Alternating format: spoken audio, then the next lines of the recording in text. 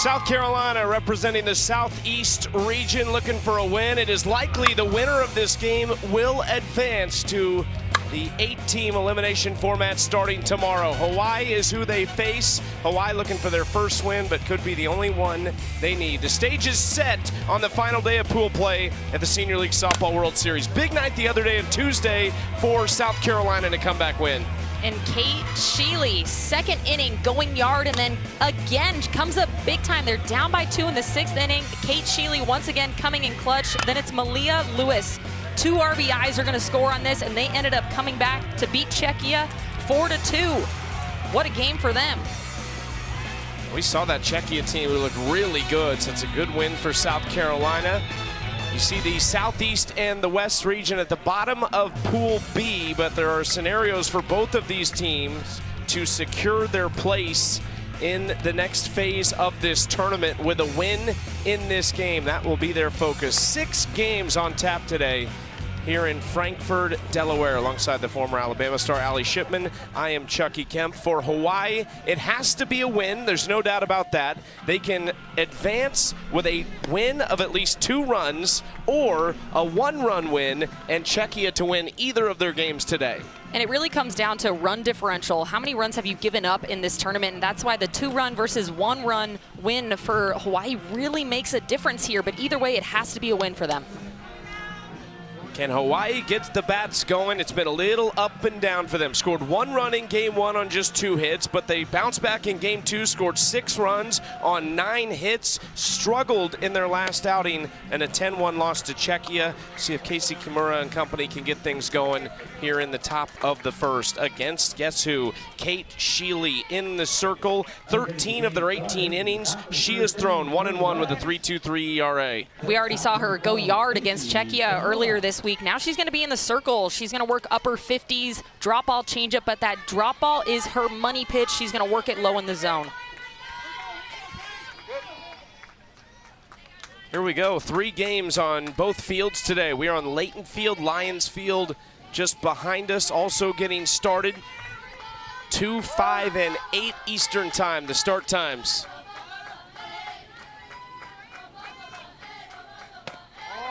First pitch is low, ball 1 to Kimura. You can already see that drop ball spin coming from Sheely, how it just falls off the table. It's going to be big time for Hawaii to be able to figure out how to get underneath that pitch. Ground ball right side. That's a tough hop over at second base for Birchmore, and Kimura is aboard.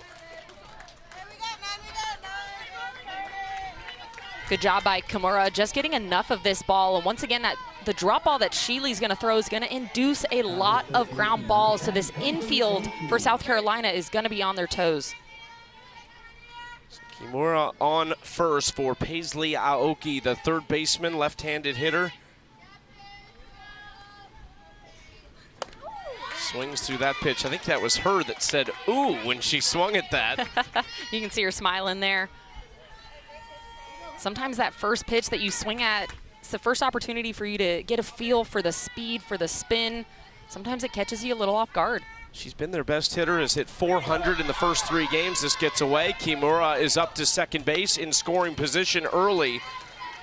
The one thing Hawaii has not done yet this week, they have not led in a game, and they have been down at least 3 runs after the first inning in each game. And this is already a really great start for them. This has to be just kind of a breath of relief for them to nobody out, runner on second base, an opportunity to get something across early. Aoki has driven in 2 runs on the week. She scored twice as well. Chopper up the middle, and she is retired, but it basically works as a sacrifice to put Kimura 60 feet from home. Good job there by Mindy Wheeler, the shortstop, reading that hop, deciding to take a drop step, go behind second base. Makes a good throw for out number 1.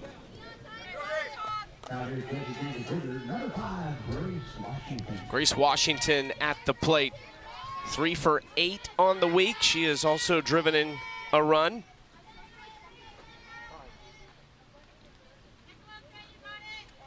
The trend continues with Hawaii's kind of back and forth offensive performances. This would be a good day for them. Swings through the first pitch for strike one from Sheely.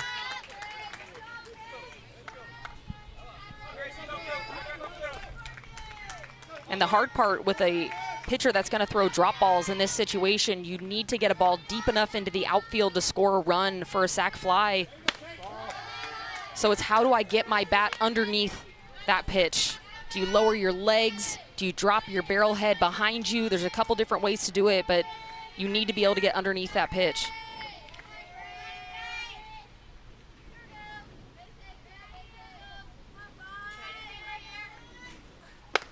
Takes strike two.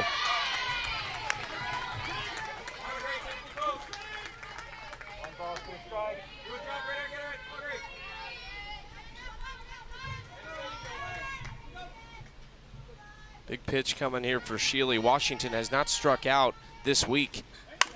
And drives this into left center field. Hawaii, for the first time this week, leads 1-0. That ball's going to get away, and Washington will take second.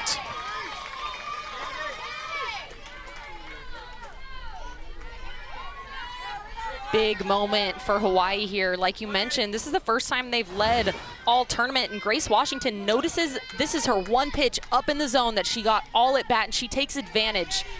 Gets her hands high, drives it into the gap, and scores the first run of the game.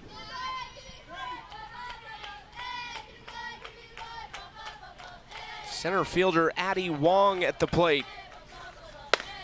Strike one, good location from Sheely, who is a Carlin Pickens and Jordy Fromm fan, trying to channel them today. Give South Carolina a big performance in the circle. Addie Wong 3 for 9 at the plate. Trio of singles is low and kept in front by Malia Lewis behind the plate. Really good block there by Lewis, especially understanding her pitcher's tendencies. If you have a drop ball change-up pitcher, you need to be ready to block at any pitch.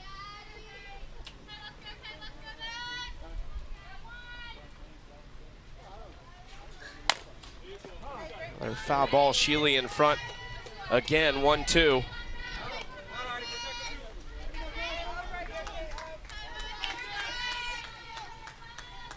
South Carolina, an off day yesterday, played 2 on Tuesday.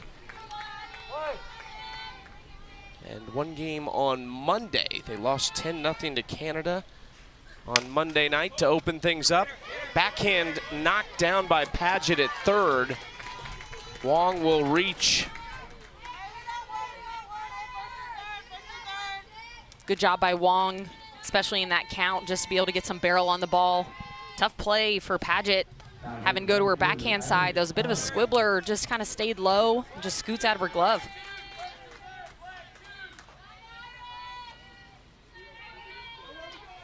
Irish Crowley is now the hitter.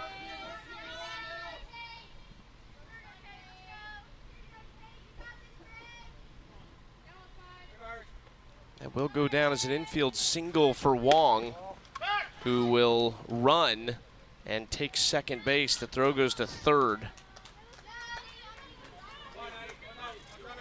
First and third play there.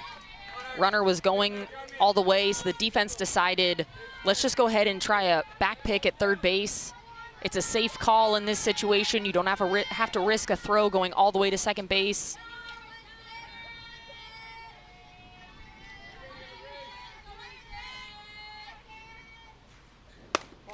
One. For these two teams, this is it in pool play. Question is, which one will advance? There is a scenario where both could advance, but it would have to take 2 very large losses by Czechia. Ground ball to the shortstop. Hawaii doubles their lead, 2-0, so Crowley will take it.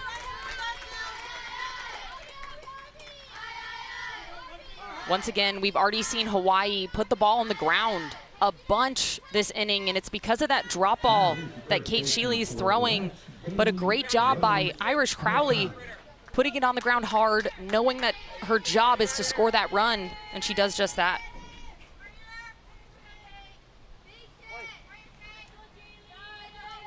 Jaylee Rose Penatani at the plate. been the primary first baseman all week.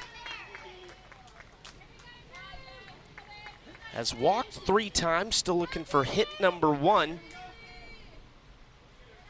He's put just about everything in play, though. Just 2 strikeouts in the first 3 games, despite being hitless.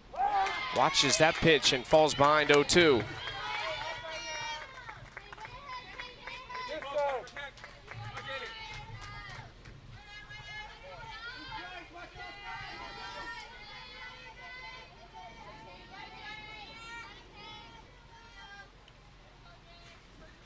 Swings through it. Sheely gets out of it with a runner on third, but for the first time all week, Hawaii is in front. They're coming out on defense. Lily Pereira gets the ball when we come back.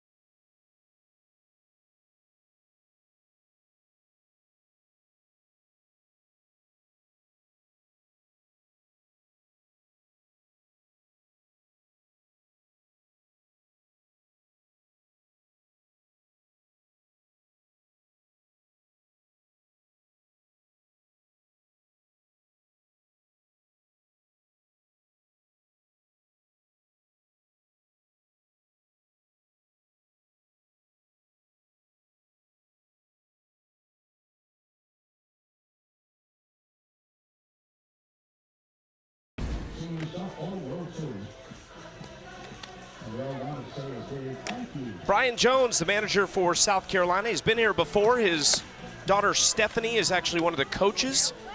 She played on a couple of the Irmo Little League teams that went to the Junior League Softball World Series in 2022 and the Senior League Softball World Series in 2024. That's Stephanie right there with him. She was at the coaches meeting and might be a young coach in the making herself. This is the lineup that South Carolina comes to the plate with. They have struggled a little bit offensively, just 13 hits, 3 extra base hits, and 9 runs. But it's that big swing from Sheely that helped them overcome Czechia. And Savannah Paget, their 3 holes, has also been phenomenal for them this tournament as well. Just trying to get multiple hits strung together. That seems to be the problem for South Carolina, as they have hits here and there, but they can't quite get them all in sequence to score a lot of runs. Paget, 4 RBIs, leads the team. She has also scored twice, so 6 of their 9 runs Paget has had a hand in. The first pitch is up and away to Mindy Wheeler from Lily Pereira. We've seen a lot of Lily Pereira. We saw her yesterday against Czechia. It was actually her best performance of the week. 4 2/3, 7 hits, but just 1 earned run. And she's an absolute workhorse for Hawaii. Like you mentioned, she's pitched in almost every single game. She's going to throw upper 50s, 56 to 58, but it's that rise ball. That is her go-to pitch. That's what she's going to need to rely on. 2-0 to Wheeler, fouls it straight back for strike 1. She is a South Carolina Gamecocks fan. It's a little bit of a split. I saw Clemson on a couple of the South Carolina questionnaires. Well, I thought it was interesting, Wheeler is also a black belt in karate. So don't cross her. No. Count even at 2-2. South Carolina won the region tournament held in Clarksville, Tennessee. First game, they were down 3 in the bottom of the 7th with 2 outs. Savannah Paget hit a 3-run home run to tie it. Lainey Stevens hit a 2-run home run to win it in the bottom of the 8th, and then they won the championship game 1-0 over Georgia. Again, it was late heroics in that one. Tied up going to the bottom of the 6th and scored, and then held Georgia in the top of that 7th inning.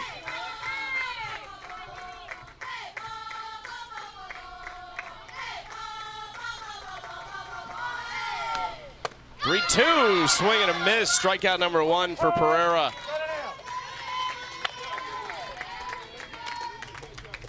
Good work there by Pereira. Going a little bit lower in the zone with this pitch. It's gonna run a little bit inside towards Wheeler's back knee. Good pitch there and a good recovery by Retuta to to gather the drop third strike and tag out Wheeler.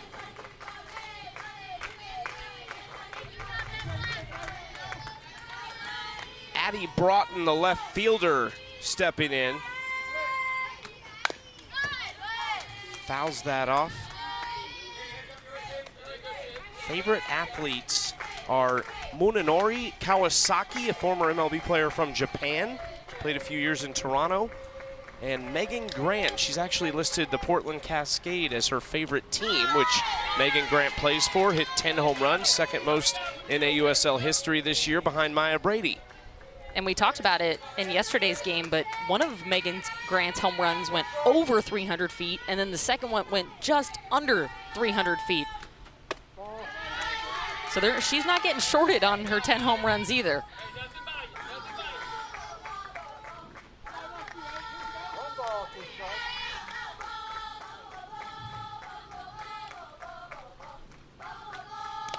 Bounced in, 2-2.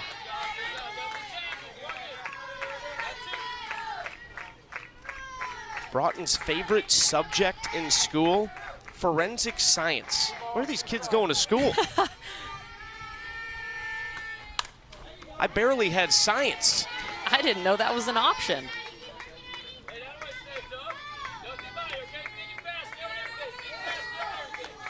By I barely had it, I mean I barely passed it.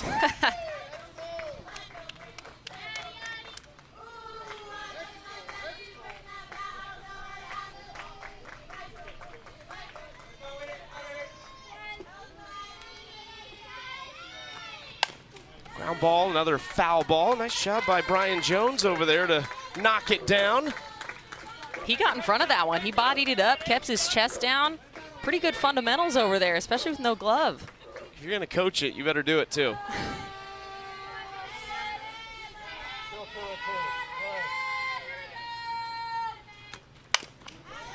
Straightens this one out and gets it through. Kimura was kind of shaded toward third base there. It's a base hit. And I think Kimura was shaded because of how many foul balls Broughton had hit to the left side. So her and Aoki had shifted over a little bit. And then Broughton just able to straighten it out a little bit and put it where Kimura is not.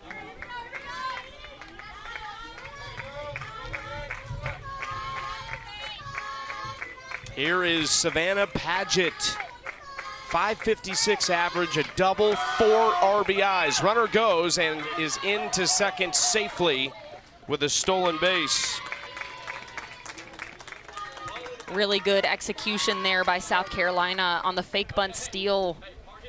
You saw Paget square around for bunt and then pull back slowly. She's gonna pull that bat back right in the eye level of Taylor Retuta, the catcher back there, make it really difficult for her to make a play.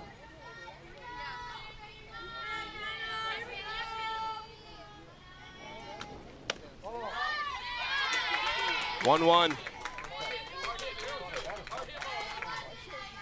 Paget also a volleyball player and also said she might play flag football this year.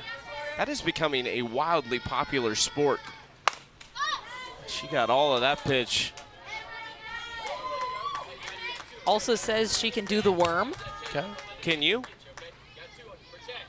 No. Can you? No, absolutely not. Maybe we'll get to see a celebration worm from Savannah Paget. Chase that pitch, but stays alive. This is the batter they would want at the plate in this situation. South Carolina trying to respond immediately. From Irmo, South Carolina, and Irmo Little League have a unique path, Brian Jones said, compared to some other teams because they kind of get a fast pass to regionals. There's no other teams in the state.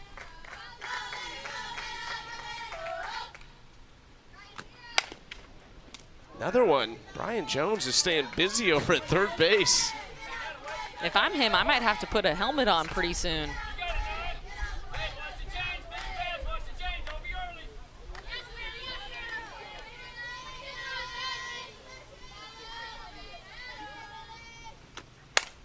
Driven to center field. Wong goes back. Oh, she made the catch.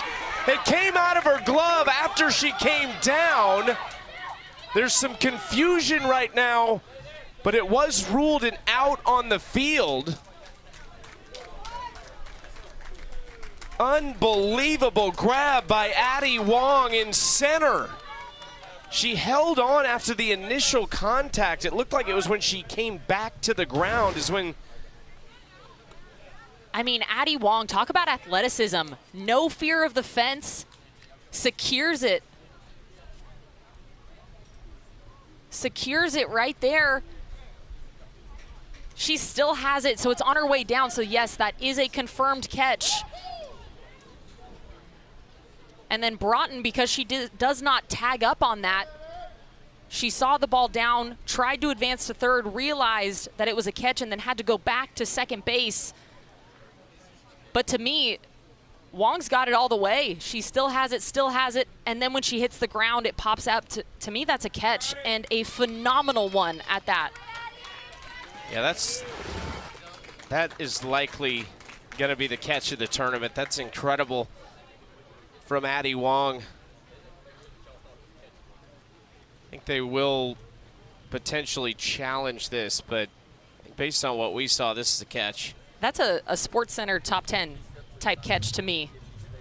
Going all the way into the fence, fearless, willing to risk it all to go get that ball for her pitcher. It gets knocked out, and then she still pops right back up, makes the throw. Nobody realizes how difficult it is to go straight back on a ball like that. There wasn't much of an angle. She really just went straight back to it, had to keep up with it. We talked about the sun yesterday being an issue. No problem for her.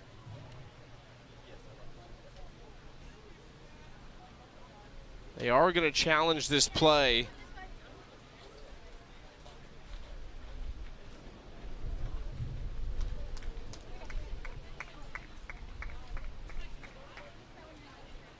If it stands, it will be the second out in the inning with a runner on second base. Managers are allowed 2 unsuccessful challenges in regulation and 1 in extra innings. If you get them right, then you maintain those challenges. You don't run out until you have 2 unsuccessful ones. Let's take a look in real speed.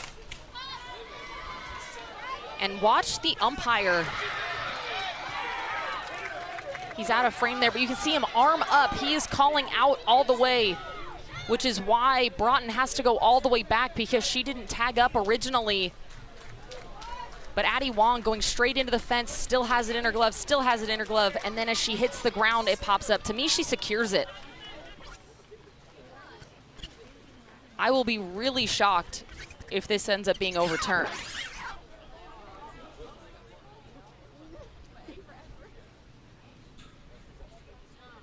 Athletic move there by Broughton, too, getting out of the way.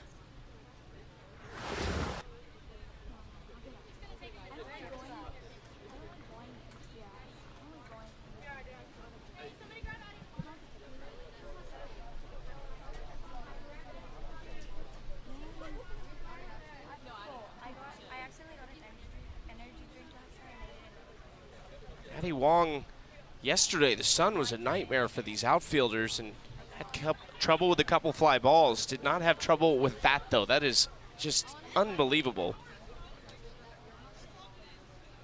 She was really good in the opening game for them, too, in center field. Has great range. Kind of nice for her because she was a little shaken up after that play, so she gets a chance to regroup while we undergo this review.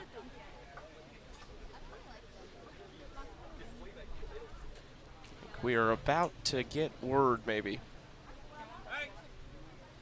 All right, let's see what the call is.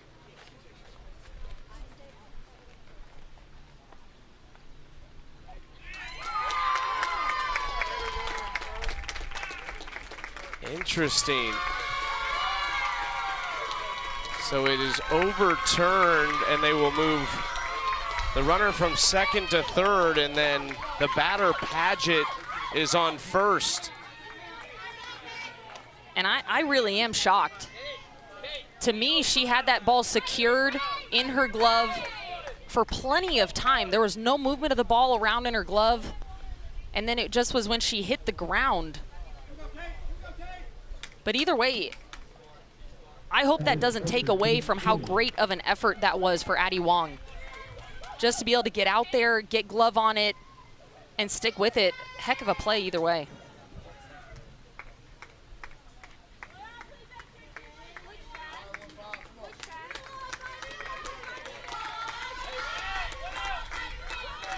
So first and third, one out for Kate Sheely. Dangerous spot, especially now that there is just the one out.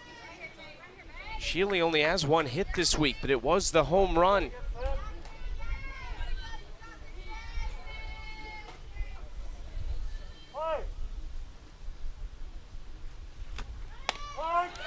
They will throw down to second. The runner in a rundown. South Carolina is going to score. The question is, does Hawaii get an out? They do not.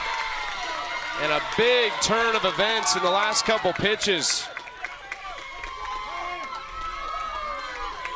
This is the second, first, and third play that we've already seen in this game, and so it's showing the different options that you have. This time, Hawaii's going to choose to go all the way down to second base. The second she releases the ball, Broughton at third breaks for home, so she slides in easily, and then Paget getting in a rundown, noticing that that throw has beat her there, so she's going to try to get in a rundown and ends up sliding in safely to second base.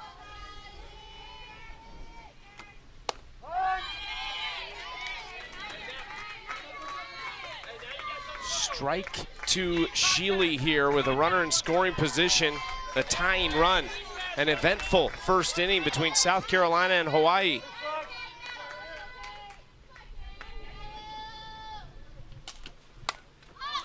In the air, kind of off the handle. Stays alive.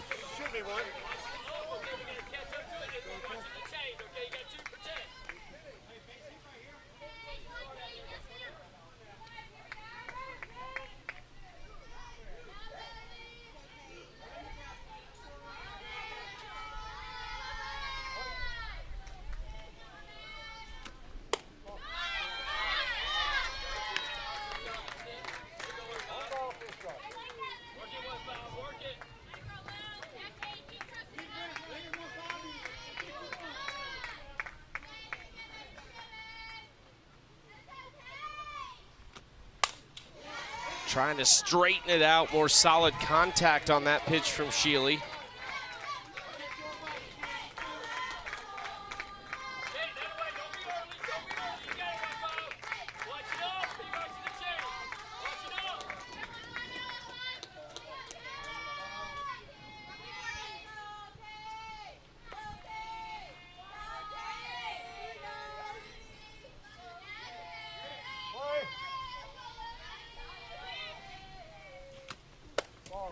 Two.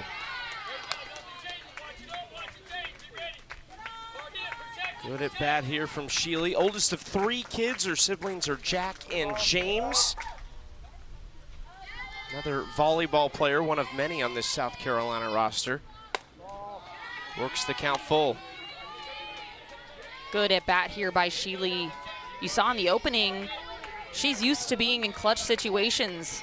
She hit that home run against Czechia, and then late in the game in the 6th inning, drove in a run as well. She's no stranger to this.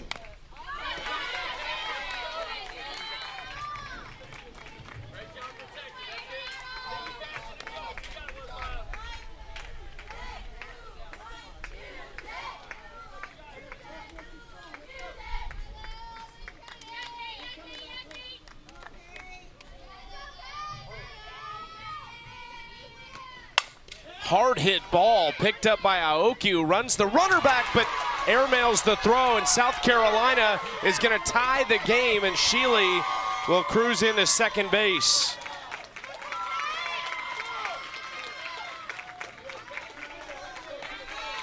And that is really unusual for Paisley Aoki over at third base. She has been locked down all weekend, running Paget back to second base, and while she's making that throw on the run, just airmails it a little bit high, and that's going to allow Paget to score. You'll take a look here. It's a hard hit ball. Aoki handles it easily. Then as she's on the run, her chest opens up, her elbow gets high, and she launches that ball. Lainey Stevens takes strike one. Sheely on second after the lengthy at bat. Still just the one out.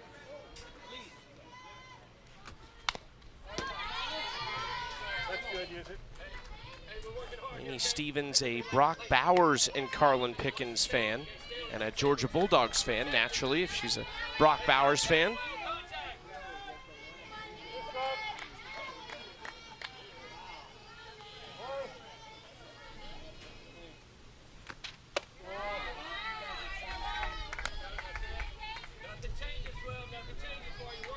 Lainey Stevens asked the players if they speak another language, and she said, after 2 years of taking Spanish, sort of, but not really.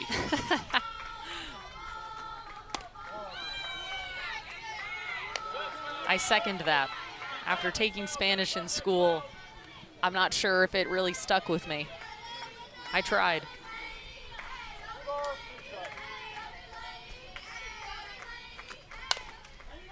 Another foul ball.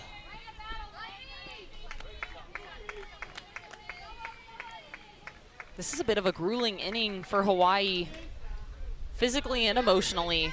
They've had the roller coaster of emotions from Addie Wong with that play to Paisley Aoki scooping that up and then making the error. So not only have they been out there for a long time, but you have to think it's also emotionally draining as well.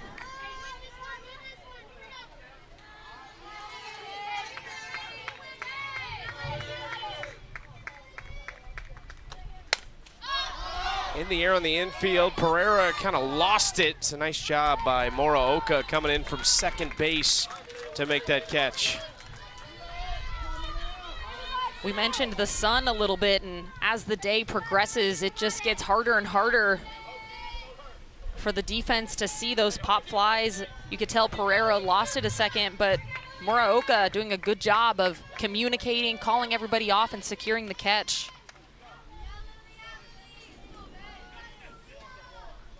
Two outs with Sheely on second. Strike one.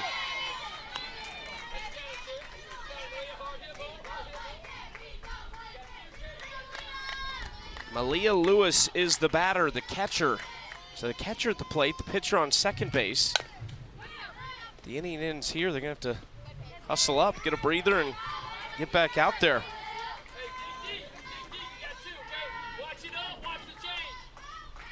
And Lewis was a big part of that comeback win against Czechia. Had a late 2 RBI.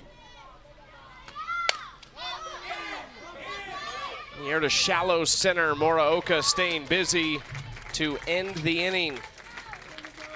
South Carolina answers with 2 of their own, and we are tied up after 1 inning. Game number 1 of 3 on this field today.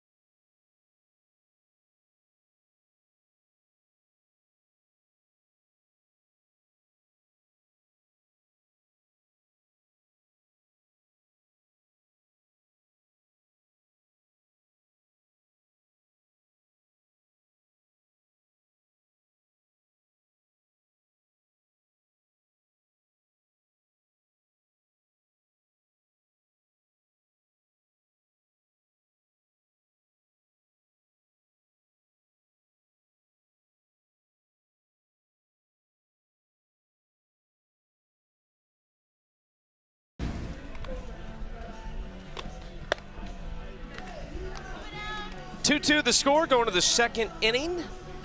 Another beautiful day in Frankfort, Delaware. We're at the Lower Sussex Little League Complex, the host of this event since 2004. This is probably the hottest day of the week so far, about 91 degrees with a heat index well above that.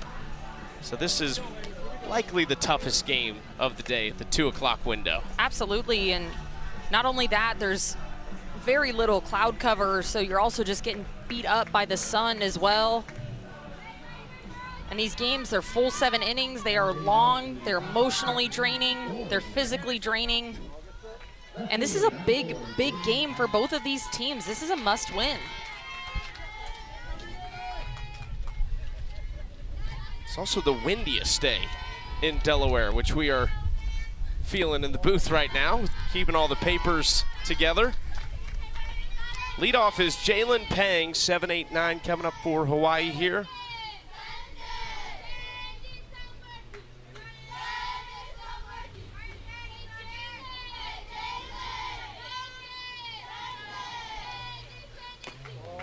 Outside 2-0, Pang jumps ahead.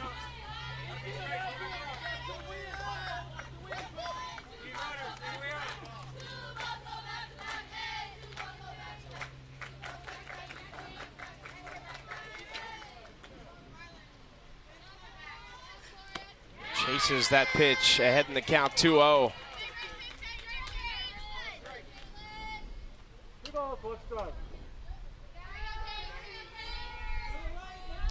Jalen Pang 2 for 8 with a triple. The triple felt like finally her moment in the last game they played. She's been hitting the ball so well. This is a slow roller to the shortstop, and she is retired. Wheeler handles it.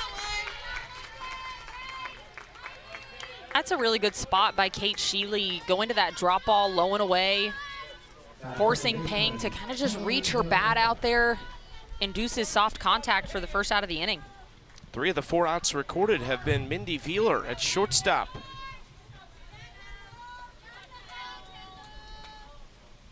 Kendall Moraoka, the second baseman, up for the first time.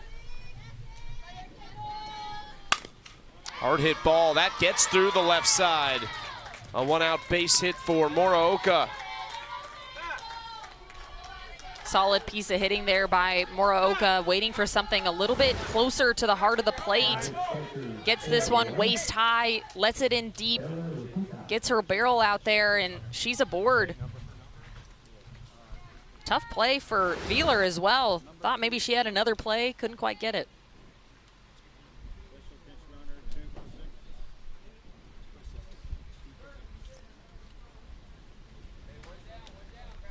A pinch runner over at first base, Mackenzie Morimoto, 14 years old.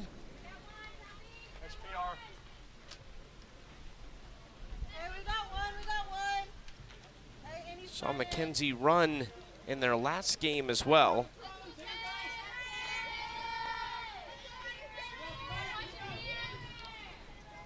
Taylor Ratuta is the catcher at the plate.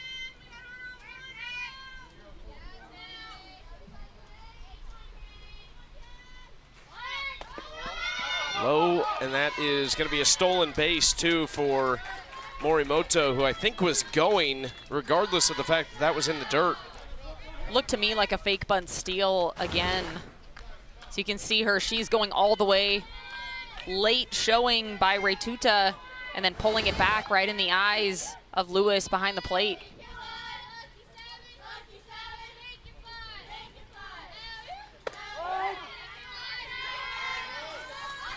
Morimoto playing games on the bases, too. Keeping Malia Lewis honest behind the plate.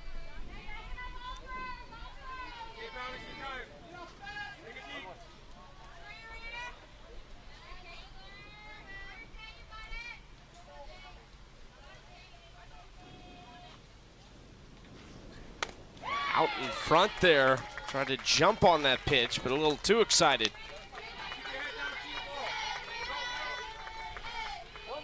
And if Sheely can keep getting swings on that specific spot right there, it'll be really tough for Hawaii to make an adjustment. Lower in the zone, it's got a ton of drop. You notice the pitches that Hawaii has been putting in play, They're the ones left higher in the zone, the ones left more belt high and up. If Sheely can live there, it'll be tough. They just brought Morimoto the oven mitt to run with at second base so she can slide in if she needs to. That is a foul ball off of Ratuta. I think I'm South Carolina. I'm a little more on edge with Morimoto at second now that she's got the mitt. Ooh.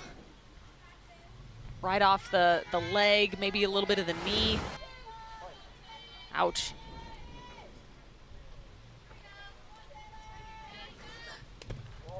Is in the dirt, and Morimoto got another great jump. She has been excellent on the bases.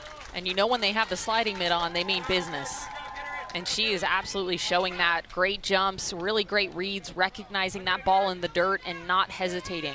You call it the sliding mitt? I mean, that is what it is. The oven mitt. It's my preference. I don't know if you could really get anything out of the oven with that thing. Oh man, Ratuta is going through it at the plate right now.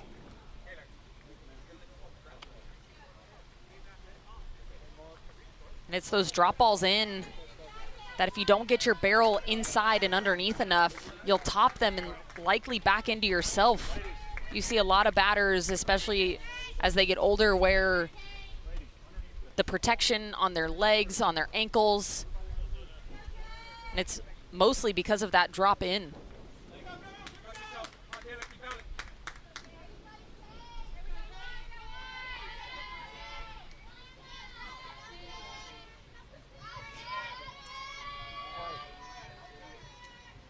Two, and she did it again. Tough at bat for Ratuta, the catcher. Probably used to getting a little bit beat up, but not usually in the batter's box. Gonna come up to the plate with her shin guards on next time.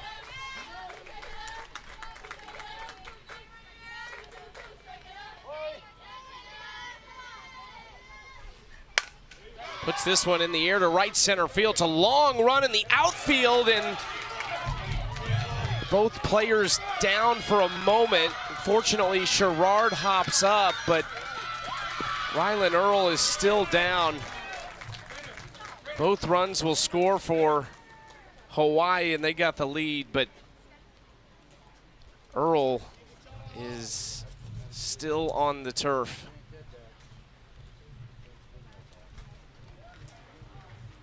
Man, a scary play out there between Sherrard and Earl. Both of them going full speed for that ball. Definitely made contact. Really hoping Earl's okay.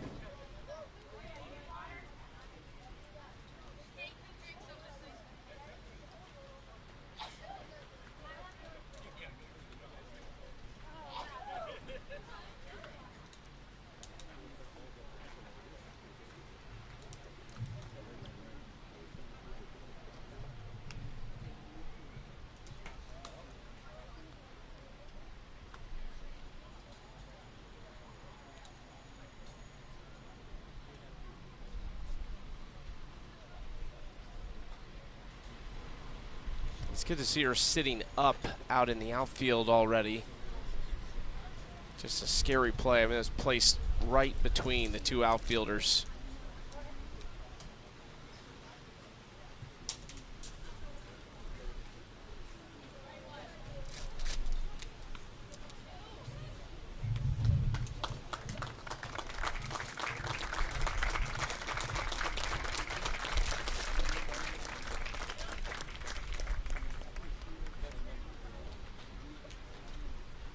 Put her glove back on and put her glasses back on.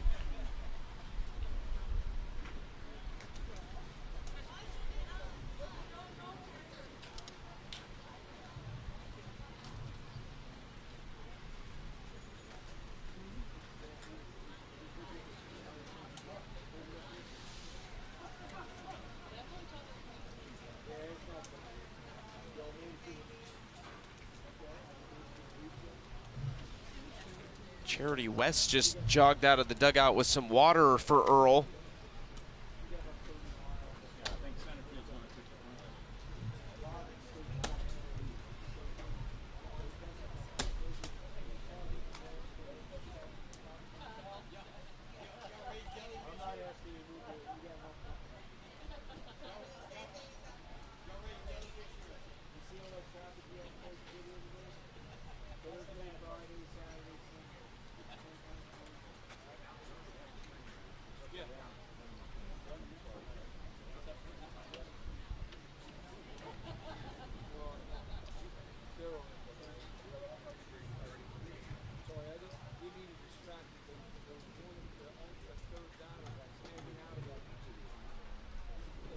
seen anyone come out of the dugout as if she is going to exit this game. That's the next question,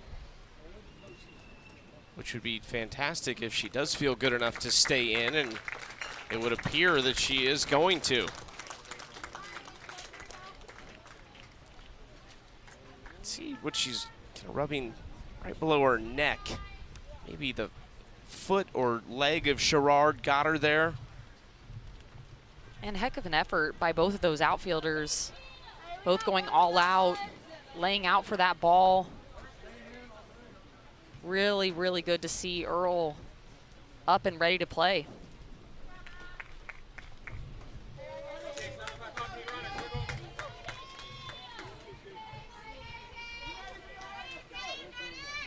Back to the top of the order. So that last play for Taylor Ratuta goes down as an in-the-park home run.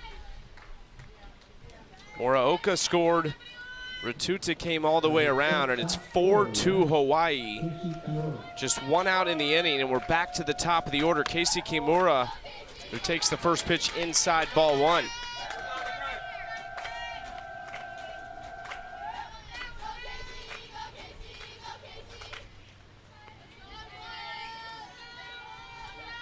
Two-run lead is so important for Hawaii. We showed you at the beginning. Hawaii will advance to the 8-team single elimination format that starts tomorrow with a two-run win or more.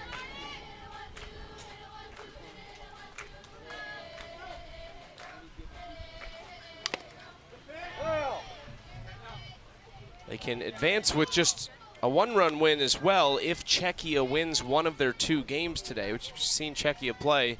I think you'd feel pretty confident in that if you're Hawaii, but you would also like to take care of this on your own. For South Carolina, they are absolutely moving on with a win. Hard hit ball, hopped up nicely for Wheeler, who backhands it and makes the play, 2 outs. And you never want to leave it up to chance. You don't want to put your fate in another team's hands. So if you're Hawaii, you don't want to have to rely on Czechia. You need to put up as many runs as possible to help your case.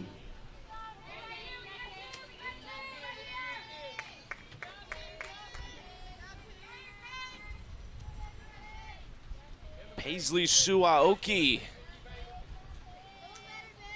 trying to start it up with 2 outs. And she will. Base hit through the right side. Well, Hawaii has to feel really good about the way they've started this game, certainly offensively. This has not been what they've done. Even when they had the 6 runs in their Game 2 loss against Canada, a lot of that came late. A lot better approach earlier in the game. It felt like in different games it took them a while to get the hang of things, to get the hold of the pitcher, and now they're seeing the ball really well. They're attacking early, especially on that drop ball. They're being fearless and taking big hacks at that pitch. Grace Washington to the left side, and that'll do it for the second inning, at least the top of the second. Hawaii up 4-2, the in-the-park home run for Taylor Ratuta scores a pair, and they are back in front.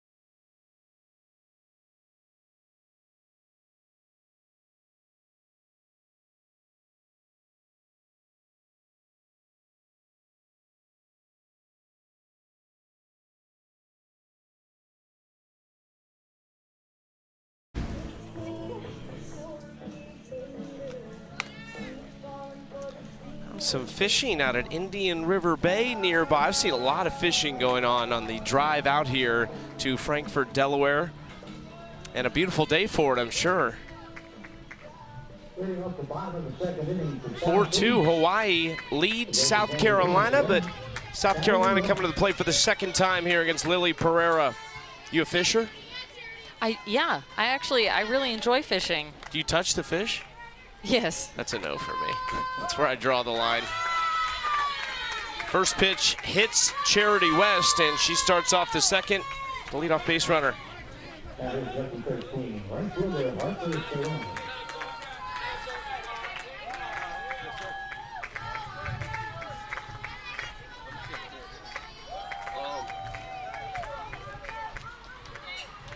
Charity West, one of the vocal leaders, does some catching for this team as well. Jocelyn Erickson is her favorite athlete.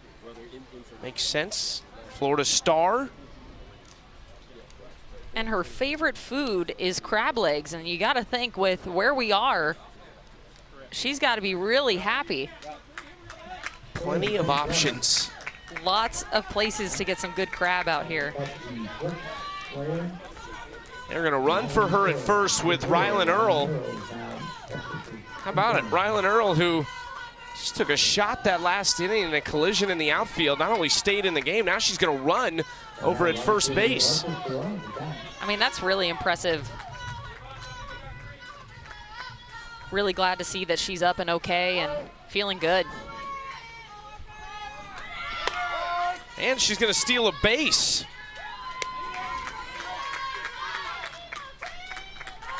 Once again, it's that fake bunt steal. We've seen both teams do it. Show the bunt with, you don't really actually want to put the bunt down. Your goal is just to put something in front of the eyes of the catcher. Make it more difficult for them to see the ball.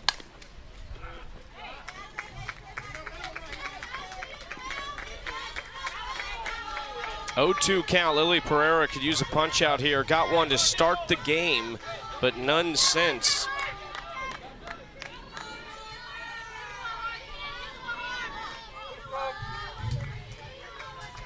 Three stolen bases already for South Carolina because they've only had 2 singles and the hit batter.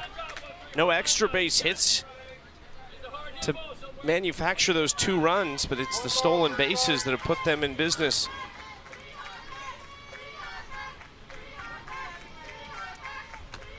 Sherrard hacks that foul.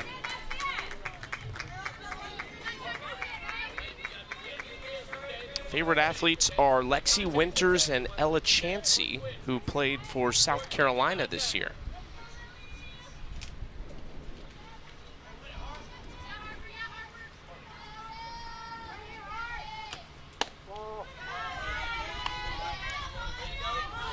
Who's your favorite athlete growing up? Hate to say it, but my sister. You said that, yeah. That's right. Madison Shipman, 3-time All-American at Tennessee, shortstop. She was a baller. Ground ball left side, hops up for Kimura, who makes the play. 1 away. She send you that resume so you can read it, just to make sure you've got it? She tests me. I have to keep it memorized. That's right.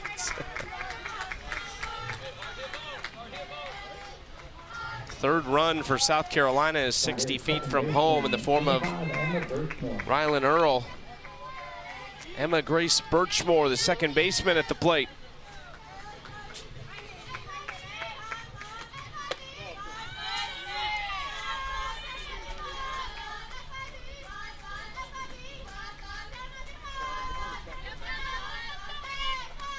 Birchmore is one of the Clemson fans on this team. There's a handful of Clemson fans and a handful of Dolly Parton fans. She's also one of those. I saw Reba McEntire on there too.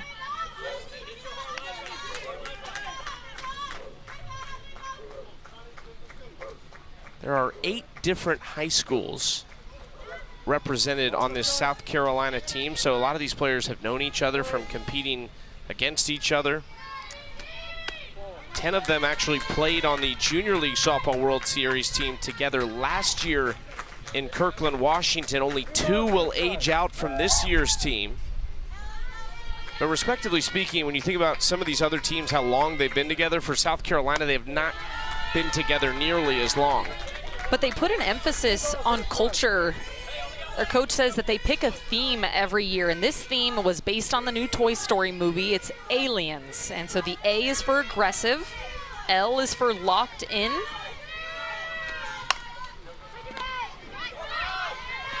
And we'll score a run, and it's 4-3. Good piece of hitting there, and once again, South Carolina right back in this game.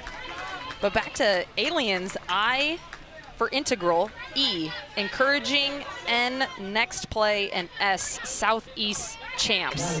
So they come up with something every year that the girls can buy into, that the coaches can remind them of. And so that culture piece, they may not have been together as long, but they have bought into their goals. They've bought into the theme. And I think that's why they've been so successful.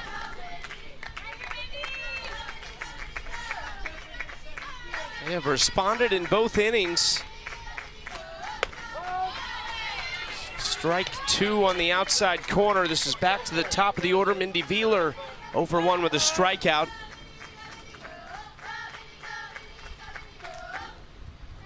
Wheeler going to talk things over here with Brian Jones.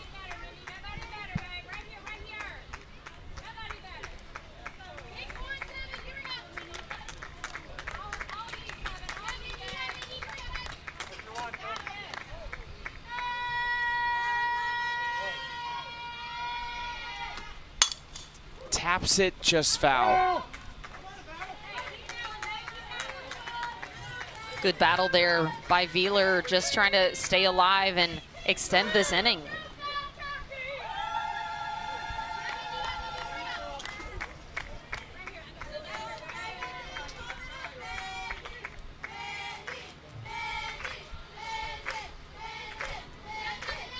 Another 0-2 coming from Pereira. In the air to right field, and shallow, caught on the run by Irish Crowley. That'll do it for the second inning. Hawaii maintains that 1-run lead over South Carolina.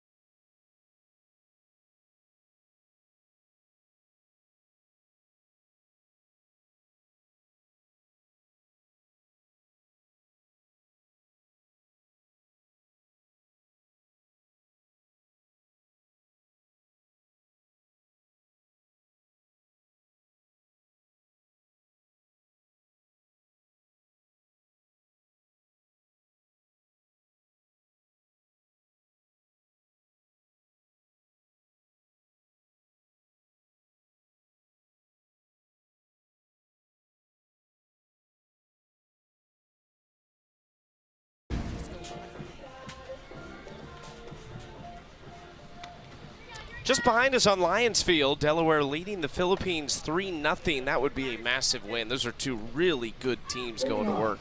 We got to see Delaware last night firsthand, and not only are they great on the field, but they travel well. They're only 10 minutes from home. They have a bunch of fans that come out, great environment, and a great team too. Two really good softball teams on the other field. Hawaii and South Carolina on this field, just starting the third inning. Kate Sheely in the circle. one for one is Addison Wong, who made what we thought might have been the catch of the week, but did not come down with the ball completely. And the word was the ball did not come loose as part of a voluntary release. And so what this means is that it wasn't on a transfer. It wasn't like she was trying to throw the ball or get rid of it. It just happened because she hit the ground. It came out involuntarily. Either way, to me, that may not go down as a catch, but that's one of the top plays of the weekend for me. The effort, the going all out into the fence, all of it together. I mean, everything but the last tiny split second, she had a catch there. That was our thought originally, was that it was never appeared to be loose. Looked like she had possession, kind of when she hit the wall, took a couple steps back when she was falling down. She is gonna reach here. So that one stays underneath the glove of Paget.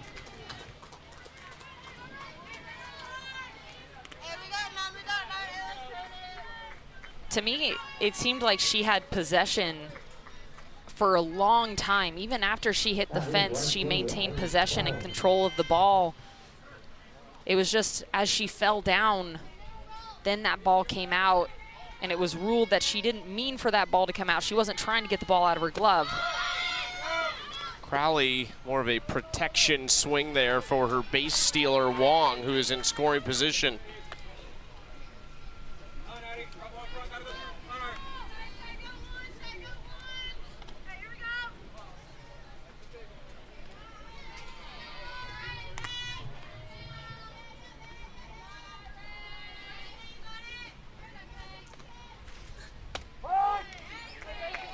Strike two, Crowley in a tough spot against Sheely.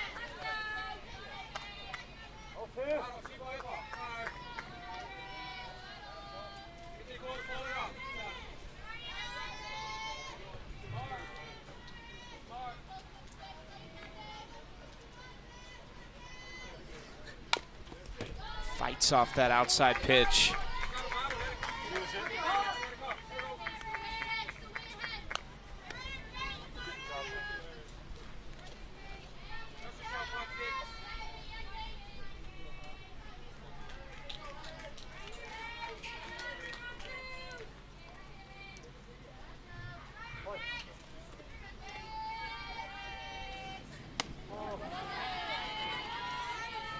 Sheely just trying to change eye levels there. She mostly works that drop and the changeup. But if you work the same location over and over again, hitters start to catch up. So working in a rise ball there, it's not necessarily her go-to pitch, but it just changes the eyes of the batter. In the air to center, almost right to Earl.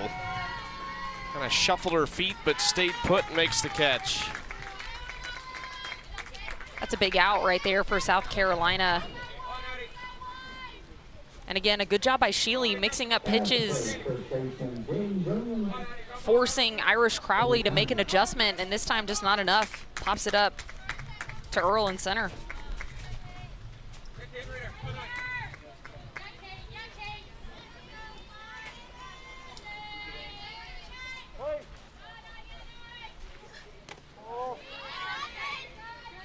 Lewis keeps it in front. Keeps the runner Wong at second base. Jaylee Rose Penitani is the batter, struck out her first time up.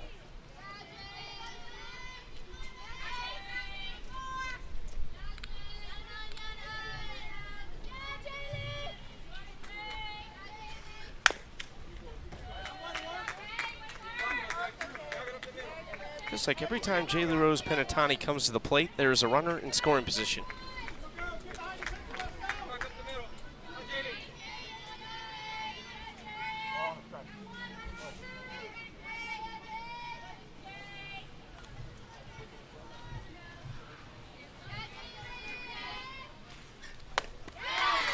Just on top of that, dips below the bat for strike two.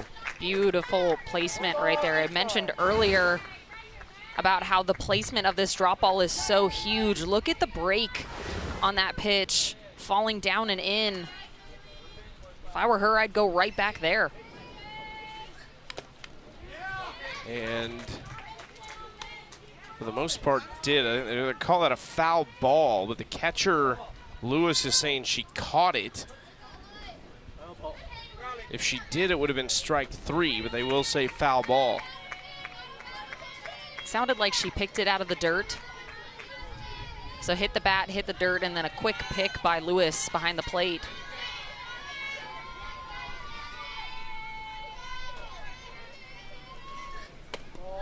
Two-two.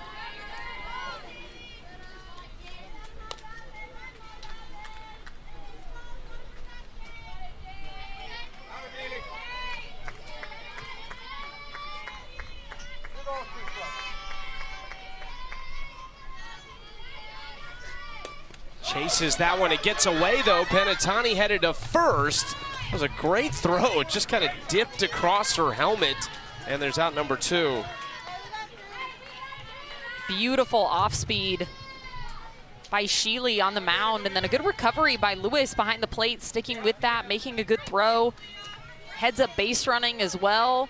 Almost feels like a sacrifice. You move the runner over even though it's a strikeout.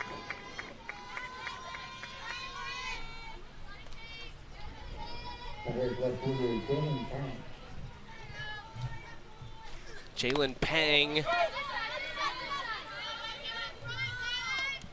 Really good block by Lewis behind the plate right there. She is working hard today, especially knowing the tendency of her pitcher is to go down in the zone.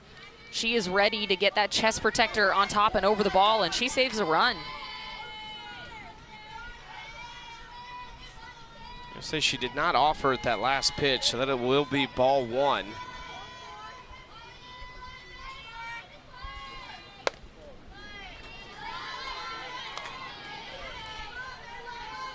Jalen Pang was warming up down the right field line in the event that they do decide to bring her in for Pereira. Pereira started 2 games. Pang started the last one, and they have relieved each other in each of those.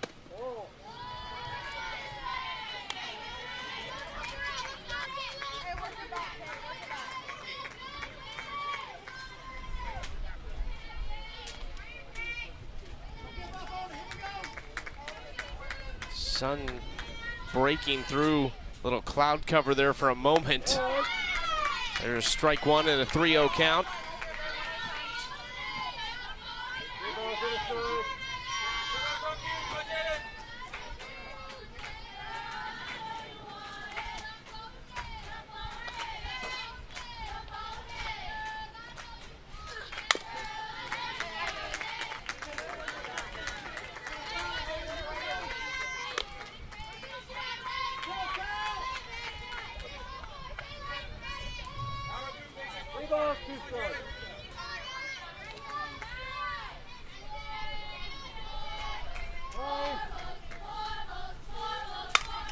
Pang, right side, that'll get through.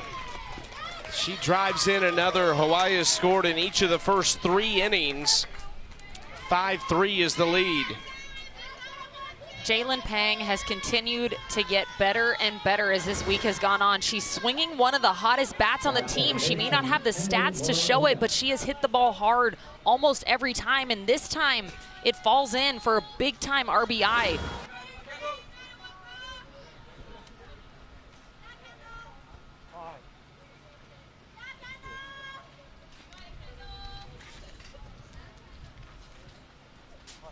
Kendall Muraoka singled. She was ran for, and Morimoto came in and stole 2 bases.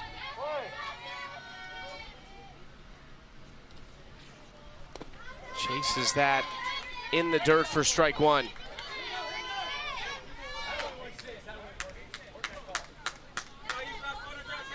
Her favorite team is the Oregon Ducks.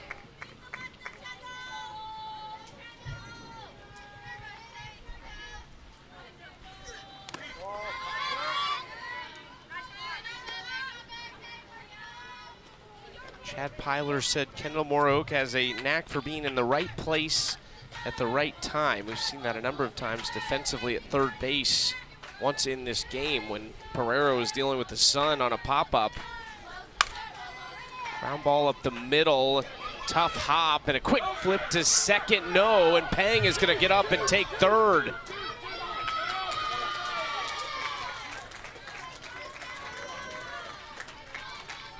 And the big problem with this play is the communication. You could tell between Wheeler and Birchmore, the two middle infielders, not a lot of communication on where the play was going. Ball's hit to Wheeler at short, she bobbles it and then tosses it, and you can tell Birchmore just not paying attention, expecting her to pick that up, either eat it or try to go one. In that situation, when working up the middle especially, you have to be calling flip something, be able to say that so that your partner over there knows that you're going to them.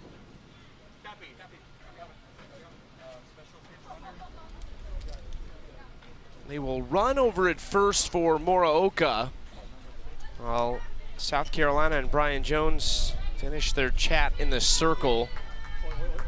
The runner for Hawaii will be Kapi Makayao. Kendall, you gotta go back. And actually, Morooka's gonna have to come back out.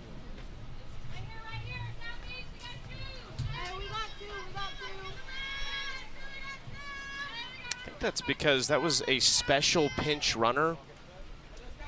So Morooka had already been ran for by Morimoto. Essentially, if you run for her again, then she's not able to re-enter. So you would essentially burn her in that position.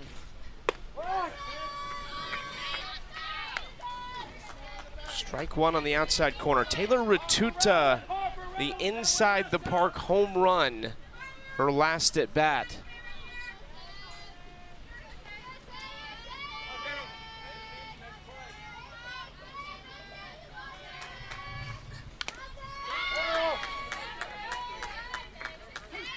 Behind 0-2, Sheely can get out of it right here.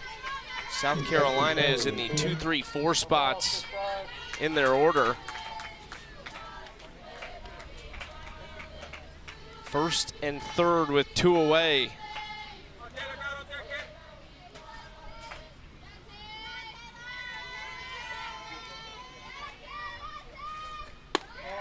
Runner goes, and they will let her have second base. It's a really smart decision there, especially 0-2, knowing if the ball's put in play, she has to run anyway, put some pressure on the defense in a first and third situation, force them to make a throw, or you get essentially a free base out of it.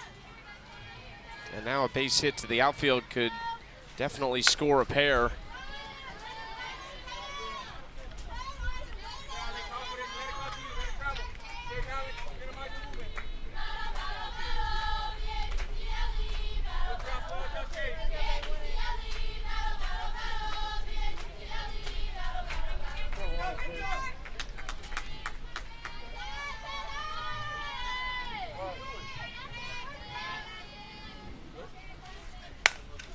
Ratuta lifts it to left center field, and that is going to drop.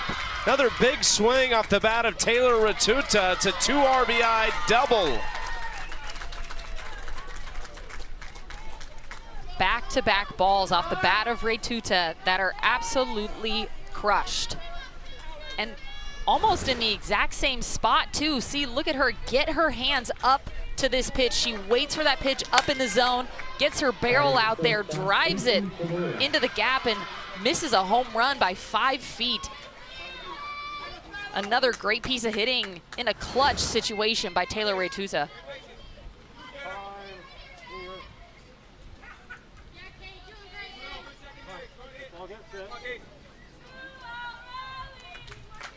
She has now driven in 4 of Hawaii's 7 runs in the game. 2 of the 3 in this inning coming, I should say all 3 in this inning coming with 2 outs. And it felt like earlier this week that was a big struggling point for Hawaii. They got people on base, they got people in scoring position, but they couldn't get that big hit to bring them around. And now this game, finally seeing it come together, especially early in this game as well.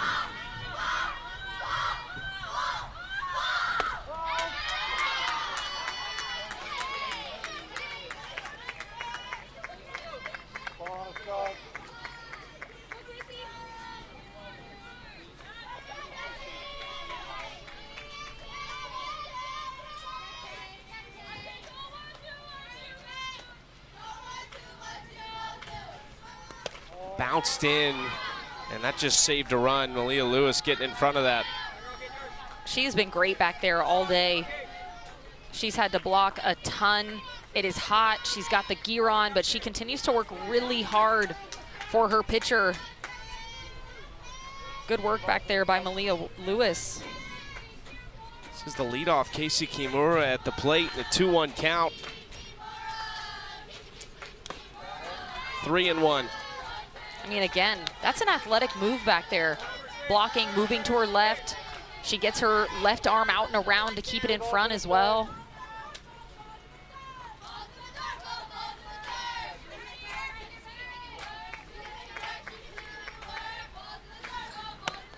Kimura did go around. That is strike 2.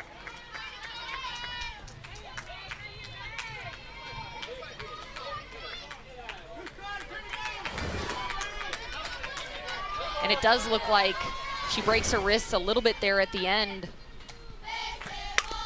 Ground ball right side. That is hard hit, but handled by Birchmore. Oh, a runner stranded at third, but 3 more come across for Hawaii. 2 in the first, 2 in the second, 3 in the third.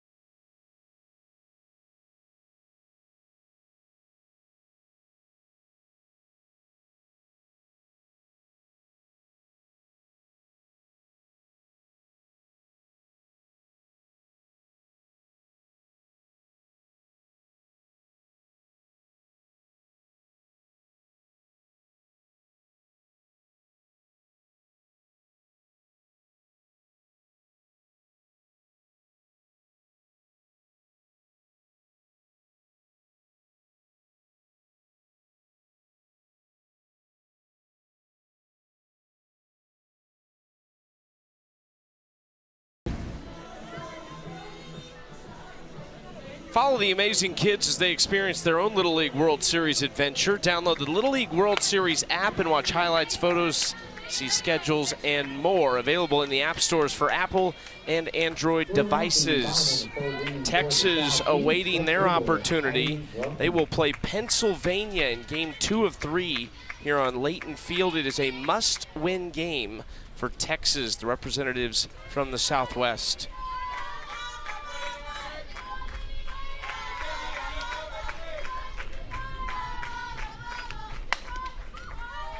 Is very likely a must-win game for, well, it is a must-win game for either of these two teams.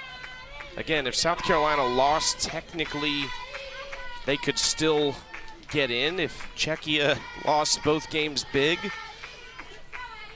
But the way we've seen Czechia play, it's unlikely.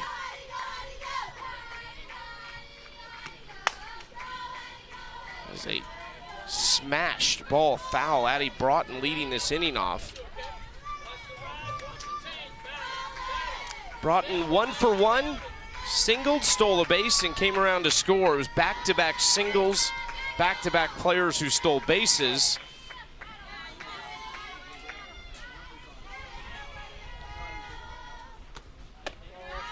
High for ball 1 on the 0-2 count.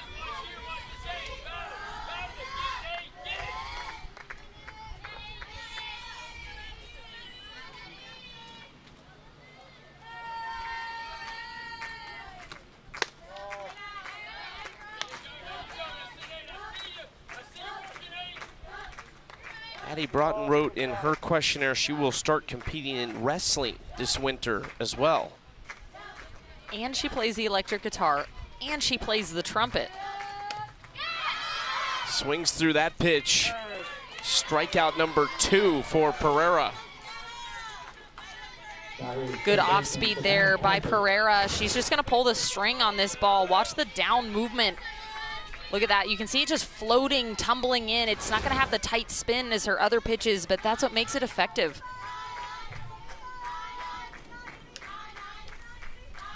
Savannah Paget watches the first pitch for ball 1.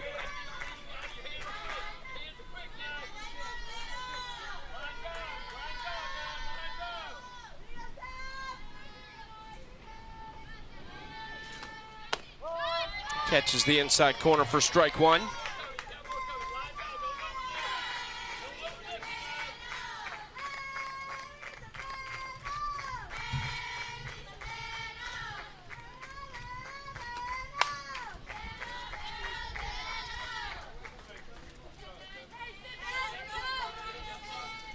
Wind is blowing pretty hard right now across the field from the right field pole to the left field pole. So anything in the air in the outfield is going to be a little bit of an adventure. And as an outfielder, you have to know that. It's nice having the flags out there. You can turn around and see, take a peek at where the wind is blowing, and then account for that. Maybe you start your positioning a little bit more over to the left, or when you're going after a ball, you anticipate that it's going to move further left than it normally would.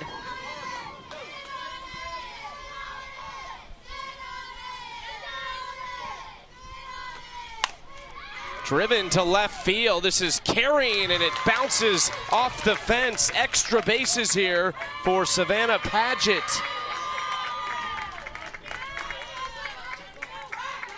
And Paget continues to swing the hot bat for South Carolina. She has been incredible all week long. She gets this ball down in the zone. It is practically at her ankles. She drops her barrel head down there, uses her legs, and drives it for a stand-up double. Big week for her offensively continues. 2 hits in this game already. Now Kate Sheely cut this lead in half with 1 swing of the bat. Hit one into the trees on the other field a couple nights ago. This is off the handle. Kimura with good communication over there for Aoki. 2 outs. That's a big at bat there, or out, excuse me, for Hawaii. Just knowing that Sheely has so much power.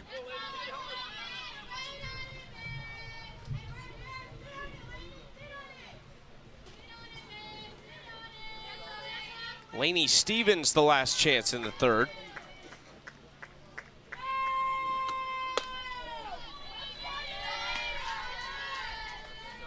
Stevens wants to be a nurse in a pediatric office when she gets older.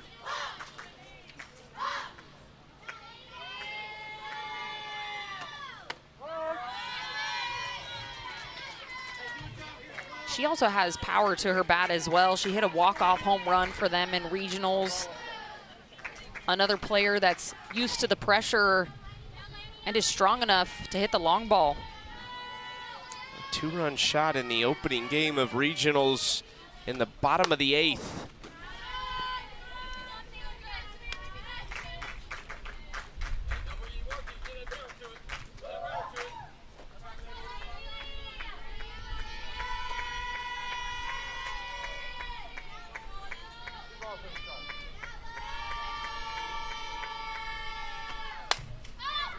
Lifts it to left field. The wind's going to push this a little bit, but not enough. Caught by Pang, and that'll do it. A clean 3rd inning. First half inning, we have not seen a run scored for either team. For the Southeast in the bottom of the 3rd, no runs on the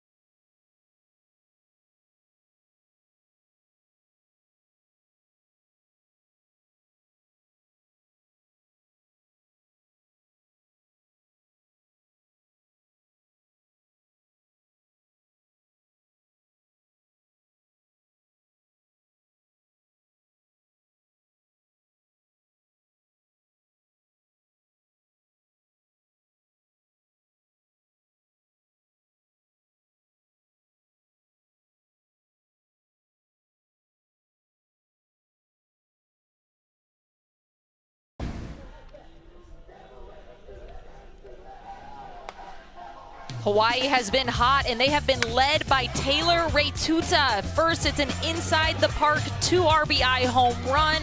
Big swing for them there, and then she comes up again in the 3rd inning, smokes a 2 RBI double, almost in the same spot, just the other side of the field. And she's behind the dish, helping her pitcher out. She's doing it all today, and helping Hawaii. They're looking in a good spot to win.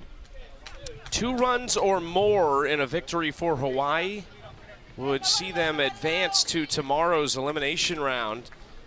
A 1-run win and a Czechia win in one of their 2 games today would also see Hawaii, the representatives of the West region, advance. This is Honolulu Little League's 4th consecutive year representing Hawaii in the West region at the Senior League Softball World Series. They've been here before. This team itself is pretty young and exactly the same as South Carolina. Only 2 players for Hawaii will age out next year.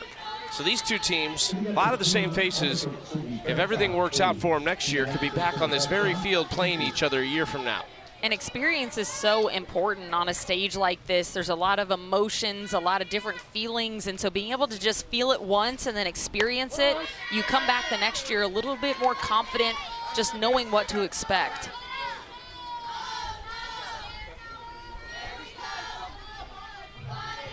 Chad Pyler said this is a younger team than last year, a little bit quieter too compared to last year. Feels like they have a little bit more in the pitching department, maybe a little more power, but not quite as fast, and maybe a little down defensively. But the positive is, because they're so young, coaches say they don't know when to quit. They have no idea when to quit, so they always fight. They're gritty. Aoki chases that, and it's out number 1. A strikeout for Kate Sheely, her 3rd. Really nice changeup there by Sheely to Aoki. But this is a Hawaii team that doesn't know when they're done. They will continue to fight through and through, and they have a lot of room to grow, which has to be exciting for the Hawaii coaching staff. Chad Pyler is the manager. Danny Kimura is the first base coach, and Nate Pang is their other coach. Melody Kimura is their player advocate.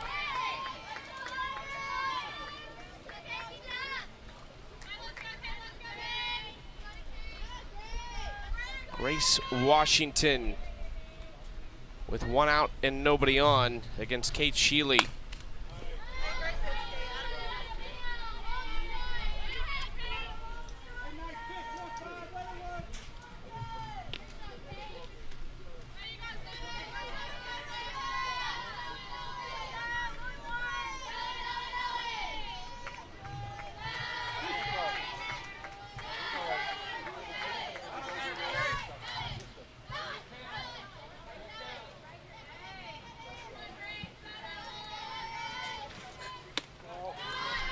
One, 2 is the count.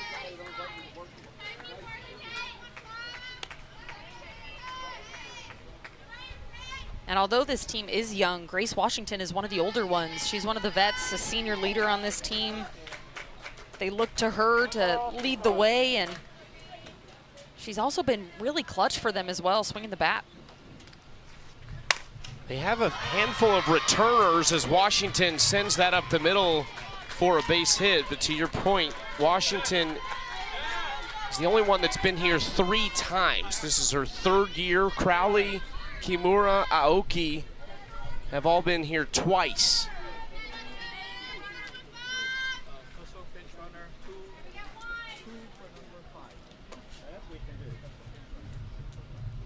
Mackenzie Morimoto will come back in as a special pinch runner for Grace Washington at first. You would imagine she's going to be in motion because she has great speed, and whenever she's been in, she has ran. And she has the sliding mitt on, which means she is ready to go. Special pinch runner for Grace Washington. Complete.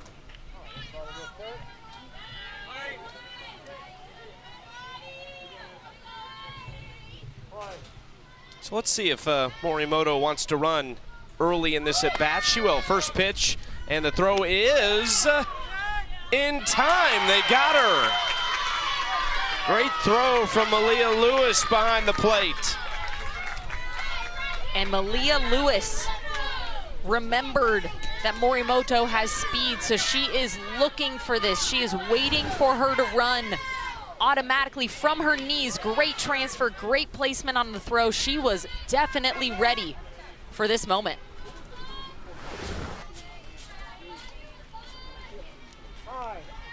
Addie Wong calls time and steps out. So Kate Sheely now a chance to go 1-2-3 here. To the single by Washington is eliminated.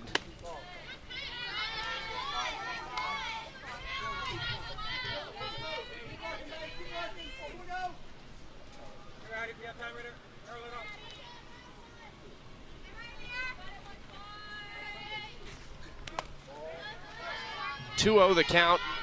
Hawaii out hitting South Carolina 8-3. Defense has definitely been a big piece of this. South Carolina's made 4 errors in this game. They had only made 7 in the first 3 combined. And I think a lot of this is because of how many ground balls are being induced. There's so many balls put in play hard on the ground.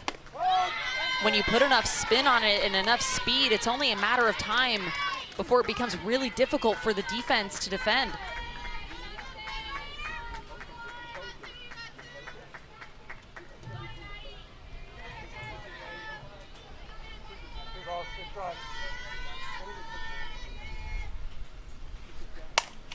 That is laced into left field for a 2-out single.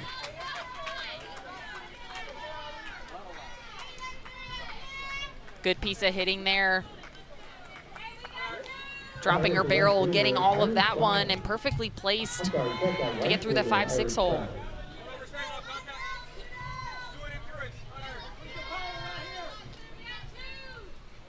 Brings up Irish Crowley, an RBI on a ground out in the first inning, and then flew out to center field in the third.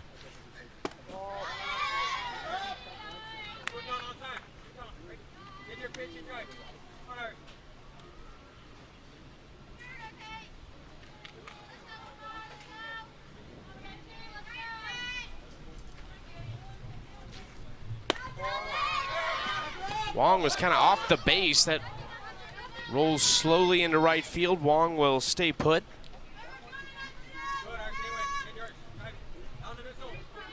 Lewis just trying to keep Wong honest.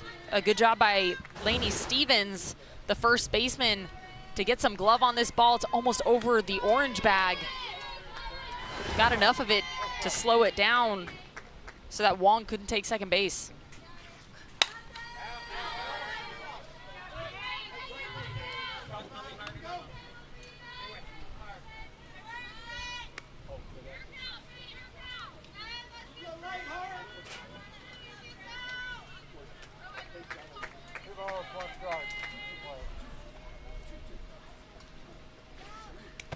Bounced in, Wong ready to go, but Lewis keeps it nice and tidy behind the plate.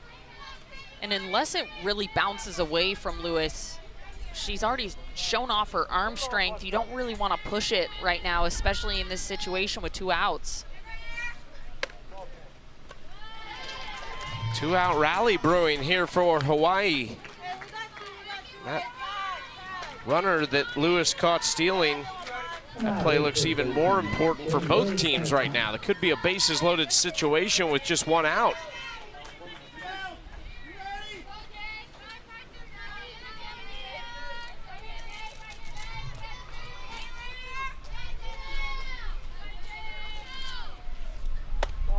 And Atani takes the first pitch for ball 1.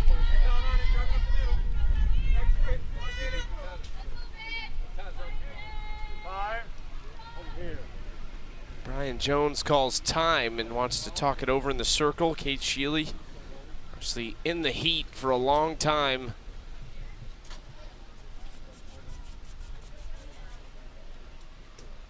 And probably just trying to slow it down a little bit, give her some time to take a breather, change up her rhythm a little bit. Had 2 back-to-back hits. Of course, the caught stealing in the middle there, but then a walk. So he's just trying to slow it down for her, make sure she knows you have time, take a deep breath, go right back at the next batter.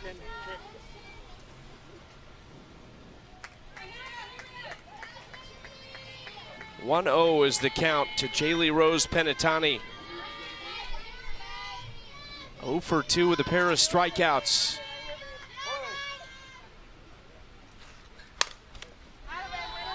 Out of play. Two.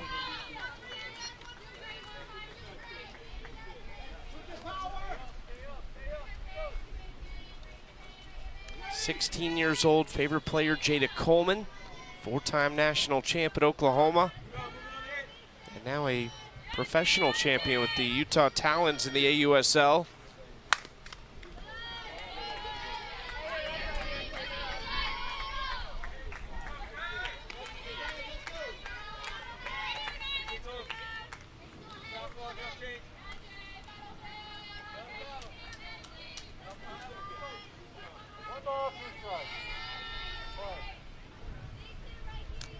Sheely was behind 1-0. Now it's a 1-2 pitch.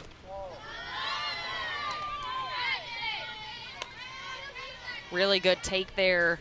We mentioned Penitani's had 2 strikeouts already in this game, and one of them was on a pitch very similar to that, down in the zone, bounced to Malia Lewis. So a good job of learning from her previous at-bats.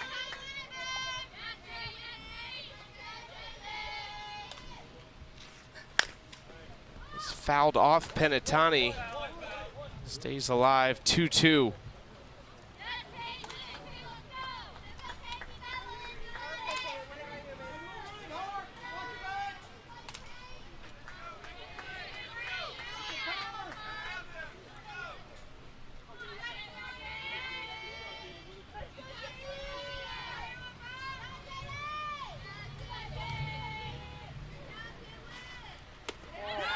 Just missing.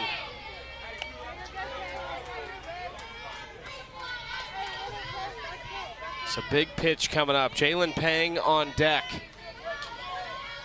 Had an RBI her last time up. See if Penitani can pass the bat. Into shallow left, long run, and it's gonna drop. Hawaii will get 1. And Penitani is into second.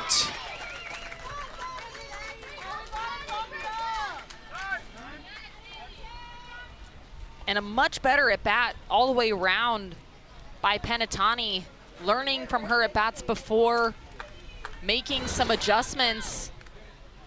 She gets a little bit jammed on this, but she does just enough. And because there are 2 outs, the runners don't have to wait and see if this is caught. They can go automatically, and that's gonna score a run. It's gonna be the first hit for Penitani, comes at a very important moment.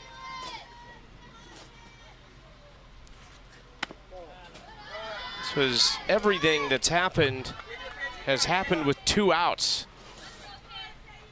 Morimoto got caught stealing, and then Wong started it up with a single. Crowley walked. Penitani singles. 2 more in scoring position for Jalen Pang. That one gets away, and here come the runners. One will score, another one up to third.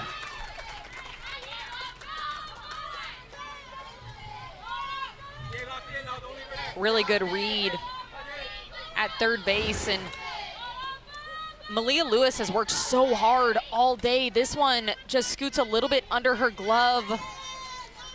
She's been almost perfect with her blocks all day. Just missed that one. Pang, another one into right center, rolling toward the fence. It was cut off, and the throw is there. No, they're gonna say she's safe at second.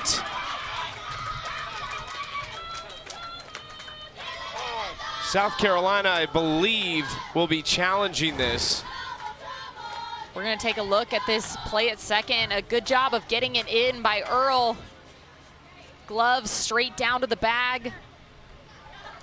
First second baseman, Kendall Maraoka. Looks like she gets her right on the foot right there. if they do challenge this, to me, that should be out. Once again, I think I have been wrong every single time. So you really can't count on me for anything, but to me, I will say that it looked like it got her in the foot. Can't count on you for anything. Just can't. This is going to be a challenge on the play at second base. Either way, it would go down. If she does end up being out, it still would go down as a single that she tried to stretch into a double and then got thrown out. Yeah, that run will score.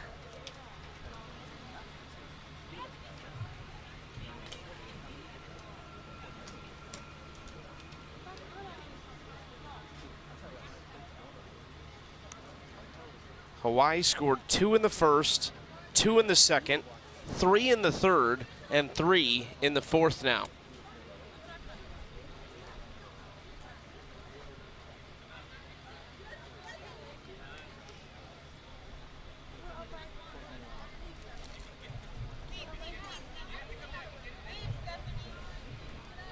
Chance for the umpires to get some refreshments as well. Bit of a hydration break. She checked the temperature a minute ago just to see, but it doesn't say it's gone up, but it feels like it's increased a couple degrees. Take another look here. Looking at that front foot, definitely makes contact with the glove before the base. Now, I haven't been confident 100% yet, but I'm gonna go out and say I'm 100% confident that that tag got her on the foot.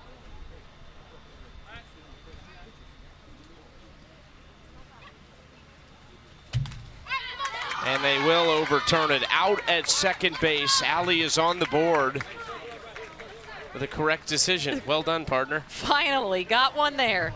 That'll do it for the top of the fourth. Hawaii up 7.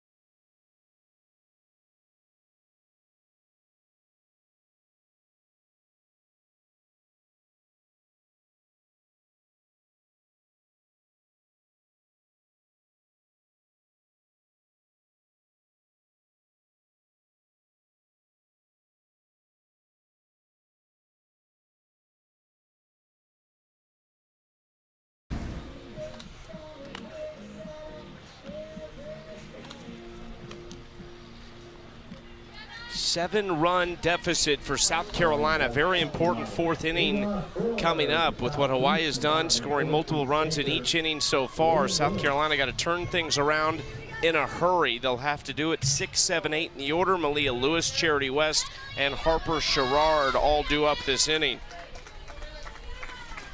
And once again, this is a must-win for either team. A lot on the line here. Tensions are high. And you can tell both teams playing really well, going all out, especially on defense. We've seen a lot of different incredible plays in the outfield, a lot of great efforts. Into left field, fair ball. Just a couple feet inside the line. Nice job by Pang to cut that off. Still a stand-up double for Malia Lewis. This is exactly the start that you need if you're South Carolina in this inning. Gets a pitch left over the heart of the plate and gets full barrel on it and just enough to stay inside that foul line. Stand-up double for Malia Lewis.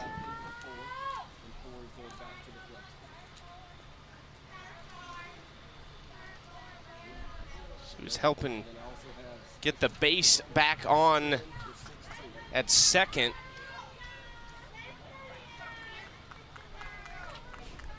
Thought she was going to take it with her. Round second, pick it up, keep going. Chandler Bachknight will run for Malia Lewis out at second base. How about this one from Chandler Bachknight? She said she can pop her hip out of place. Just doesn't even sound healthy. I'm in pain right now.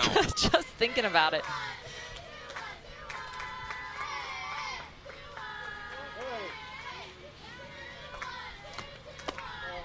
Ball one outside to Charity West, the DP.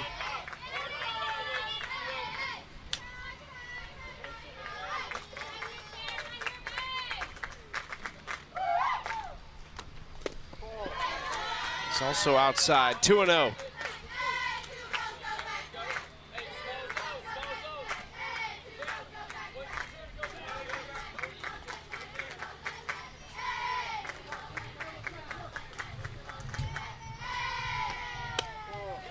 Three-0.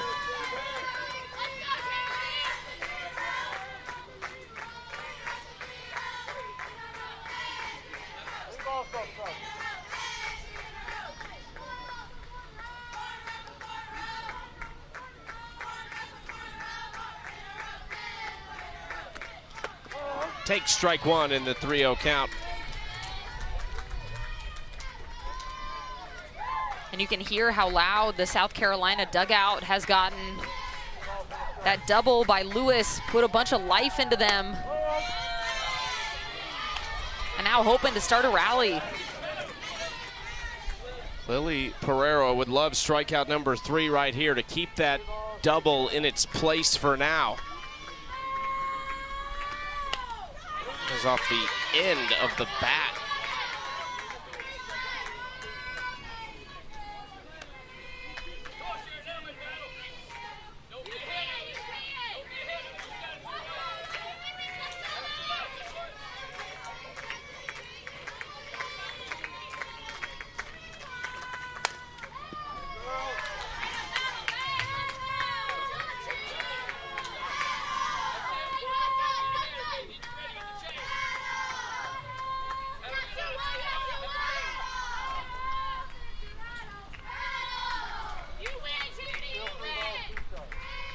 Three-two.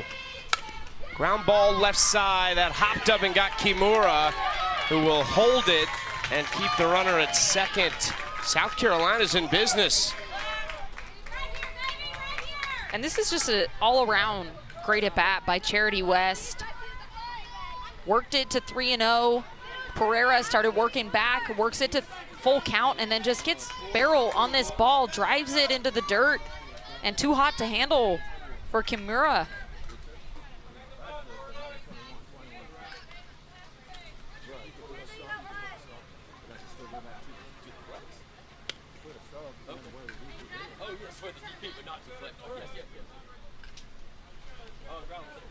Trying to figure out a runner right now over at first base. It'll be Rylan Earl running, the center fielder.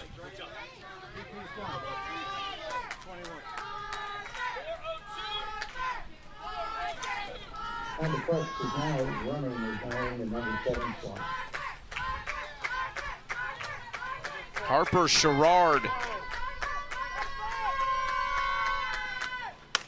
takes strike one on the inside corner. The pitch had some nice movement on it from Pereira.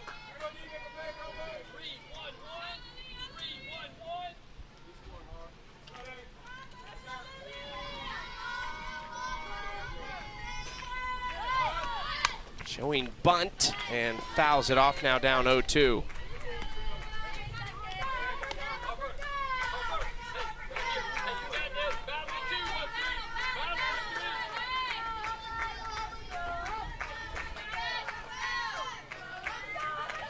This could be a really big pitch for Lily Pereira.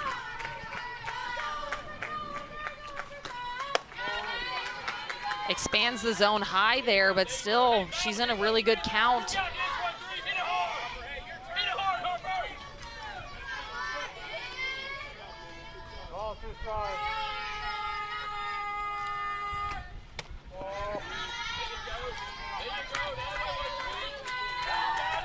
Two. Good job by Sherrard to get back in it.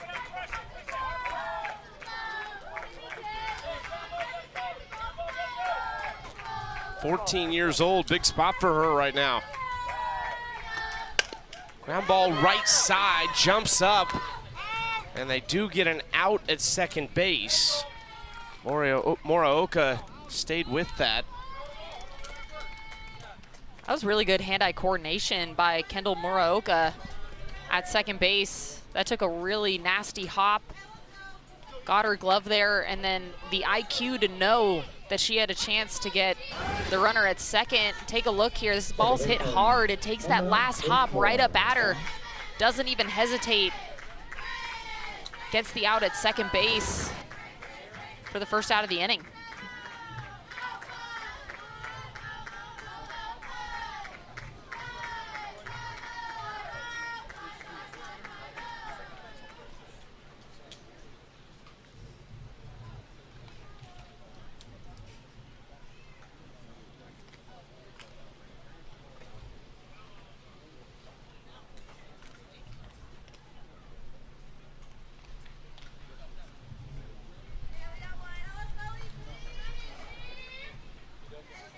First and third in the inning. Chad Pyler wanted to have a conversation with the second base umpire real quick. Just the one out. South Carolina trying to chip away at a 7-run Hawaii lead in a must-win game for both of these teams. Winner likely advances to tomorrow. You can see Ray Tuta coming out in front of the dish, calling a first and third play. You would think up 10-3, probably just gonna go for the out. Either go straight to third base or straight down to second. In the dirt, Ratuta chases it down, and that eliminates that altogether. 2 in scoring position now. A good hustle there by Ray Tuta to go after and get that ball. If that runner would have bit, that may have been a run.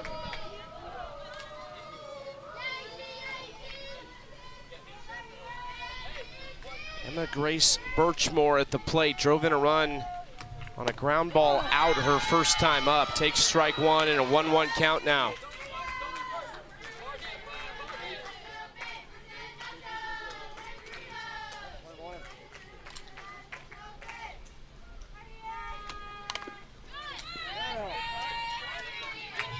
Pereira's had some opportunities in these pitchers' counts, 0-2, 1-2, but South Carolina has not gone down easily. Just 2 strikeouts in the game so far.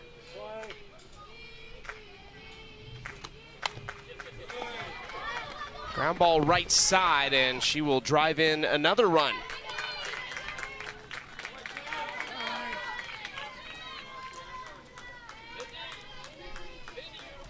And this is just a really well-placed ball. Not much else the defense can do. Muraoka was already playing in, but this ball's just hit so softly that there's no other choice but for her to get the out at first base. Top of the order, Mindy Wheeler is 0 for 2. Pulls it foul down the left field line for strike one.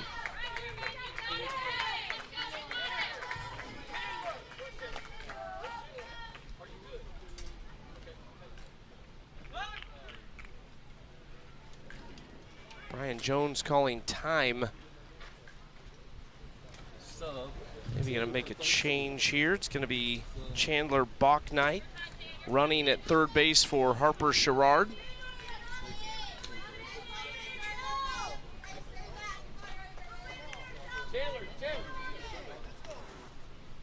Man for 13, so.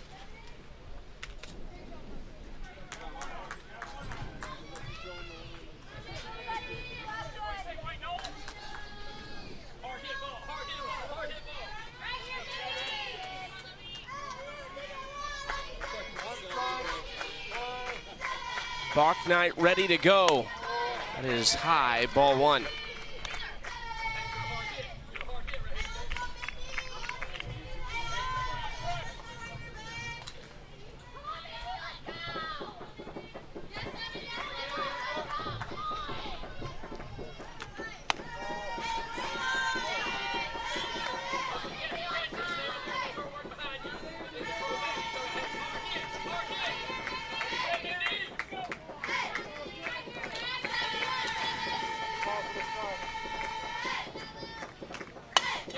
In the left field and tailing, but it's caught on the run by Pang.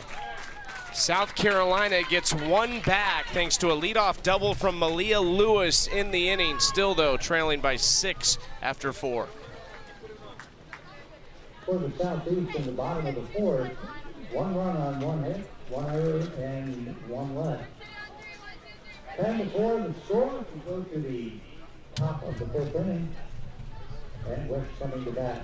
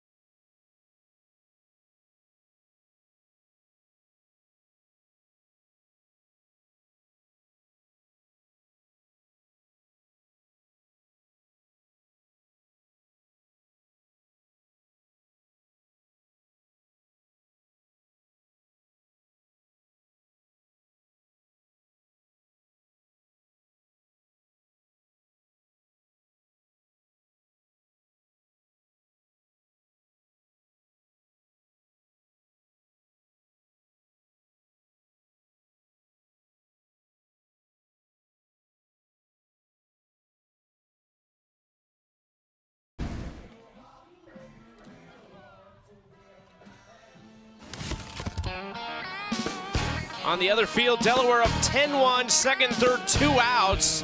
And out to right field, that ball is gonna drop, and that ends things early, a run rule of the Philippines. Really impressive win. Delaware finishes pool play 4-0. They got the top spot in Pool A, and the Philippines finish in the second spot.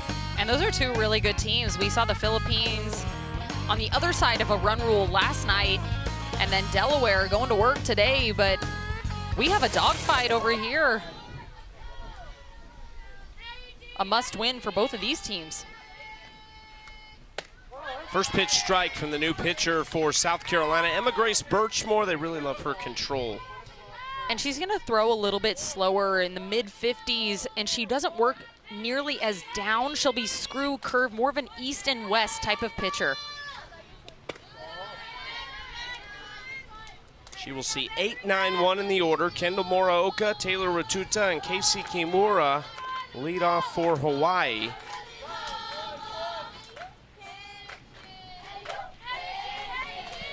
They'd love to do what Delaware just did on the other field and win it in just 5. They would need 4 runs and then would need to hold South Carolina in the bottom of the inning.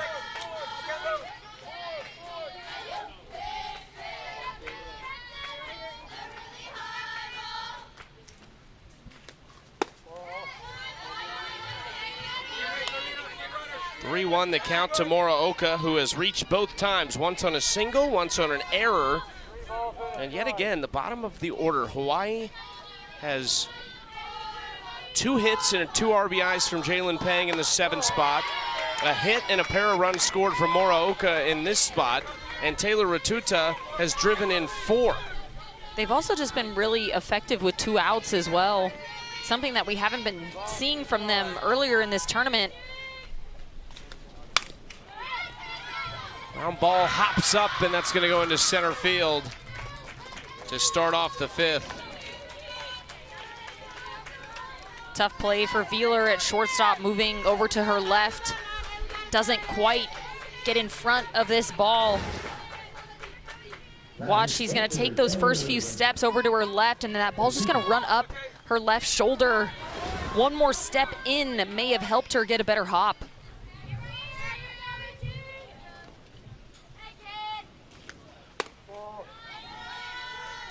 Ball outside to Taylor Ratuta in the park home run that plated 2, and a 2-run double in the 3rd, but she was stranded on 3rd base in that inning. Hawaii at least 2 runs in every frame, 3 in each of the last 2 innings. Ratuta pops it up on the right side, and it is dropped, but it's going to basically be the same situation, but just 1 out in the inning, and the runners will change. And a smart decision there by Lainey Stevens, understanding that once that ball hits the ground, it forces Muraoka to have to take off to second. And so she may not have secured the catch, but she still gets an out. And like you said, same result.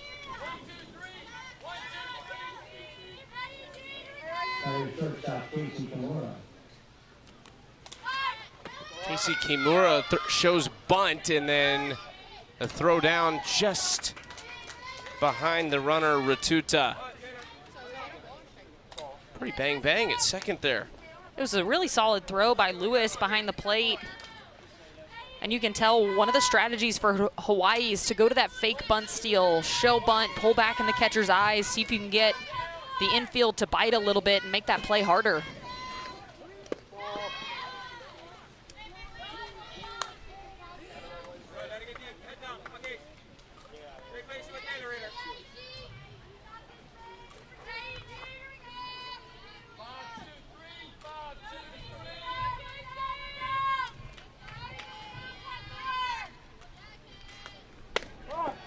Catches the outside corner. The throw down to second goes into center. This is going to get away, and it's going to score a run for Hawaii. 11-4 the score. And this is a good idea to try for a back pick at second base. The problem is the communication piece wasn't quite there. You can tell Lewis wants to throw back, but between the middles, not a lot of communication. Even Birchmore wasn't entirely sure. Out to right, and that will get down in foul territory. Good hustle by the right fielder, Bachknight.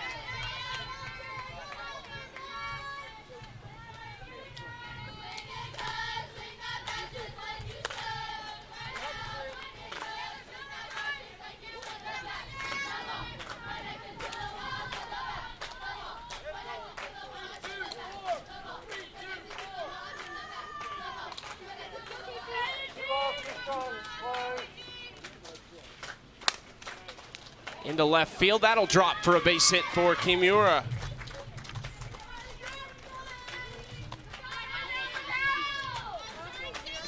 Not a very hard hit ball, but a well-placed ball. You could tell she's jammed up on this one, but places it in the right spot.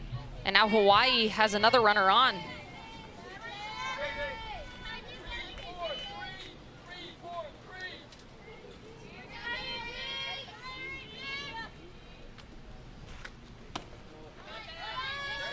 Ball one outside to Paisley Aoki.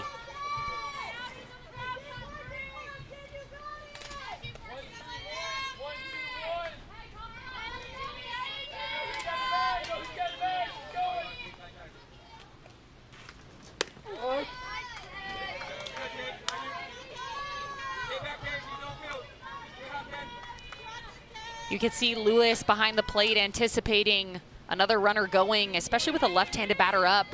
It makes it really difficult as a catcher to see when they take off. You have to rely on your teammates to yell. Ground ball to the right side. They'll try and get that lead runner, and they will. There's 2 outs. Smart play by Birchmore, understanding the situation, getting that lead runner out and keeping a runner from being in scoring position.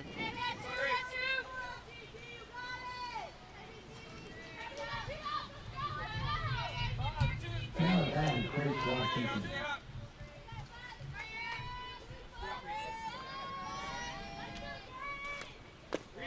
Low to Grace Washington. 2 for 3 in this game. What has been the best offensive performance from Hawaii. 11 hits, 10 runs.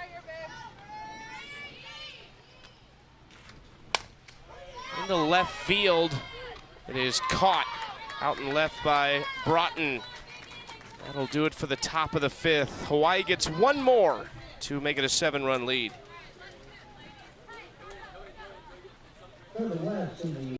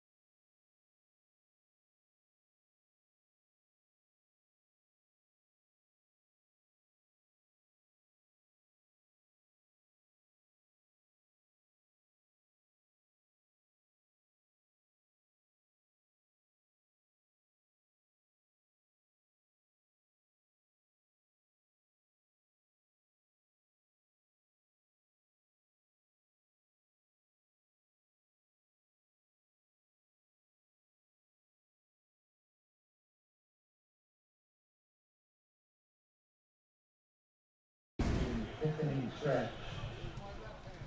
You see a beautiful day here in Delaware. Game 1, still 2 more to be played on this field. Lions Field behind us. That Game 2 should be getting underway at about 5 Eastern. Game 2 for us is Texas, Pennsylvania. Must win for Texas. For Pennsylvania, they played 2 today, so we'll see them back-to-back games on this field. Texas, if they win, would still need Pennsylvania to lose again to make it through. So they would not know their fate if they win until the last game of the night between Brazil and Pennsylvania on this field. That is a blasted ball by Addie Broughton. Foul. I think that's why the early pool play games mean so much. You never want to have your fate in somebody else's hands. And so for Texas now, this is an important day, having to rely on another team. Not only do they have to take care of their business, but now they have to rely on another team to do the same. That hits Broughton. She will lead off the 5th in a painful way, but the right way for South Carolina. The good part for Texas, if they could find a win against Pennsylvania, they're relying on Brazil, who played excellent last night against Delaware, very nearly came back and upset that Delaware team.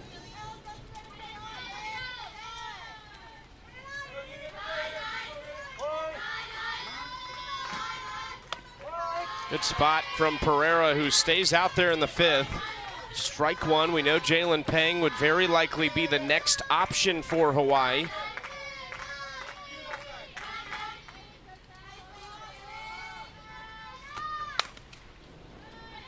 Pereira again ahead 0-2. Facing Savannah Paget, a single in the 1st and scored, a double in the 3rd and was stranded.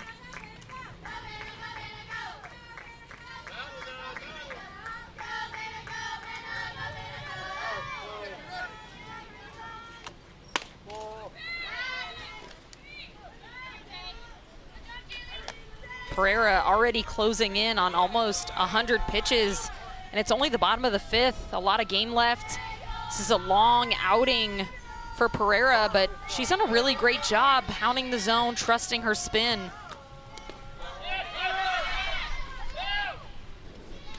We'll see Broughton reach second base. Good read by Broughton, recognizing that this ball's in the dirt. Difficult after a block for Retuta to either A, get up and throw, or B, you have to push really hard to throw from your knees in that position.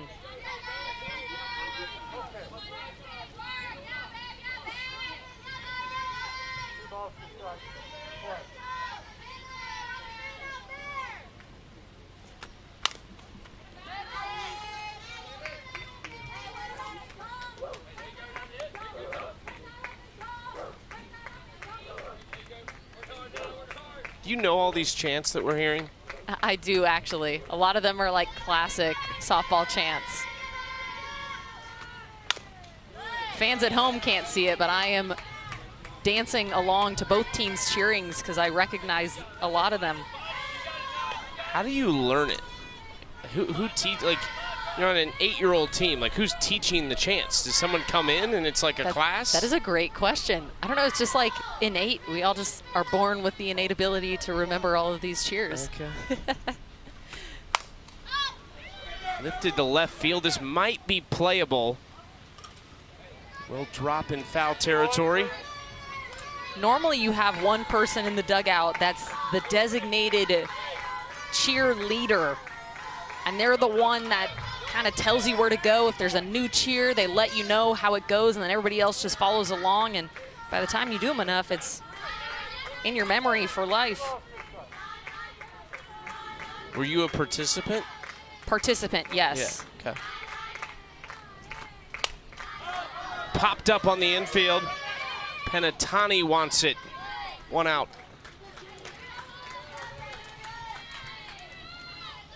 I never led the cheers, but I'll cheer with them.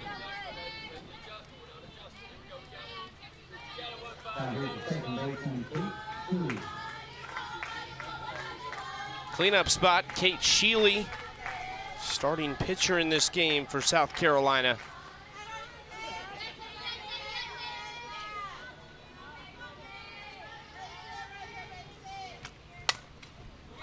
Into left field, shallow. Kimura is there.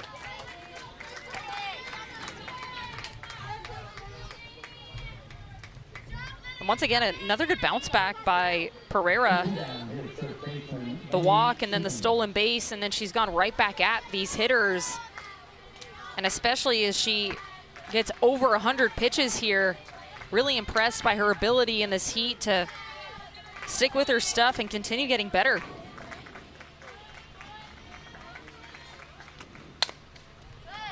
First pitch fouled off by Lainey Stevens.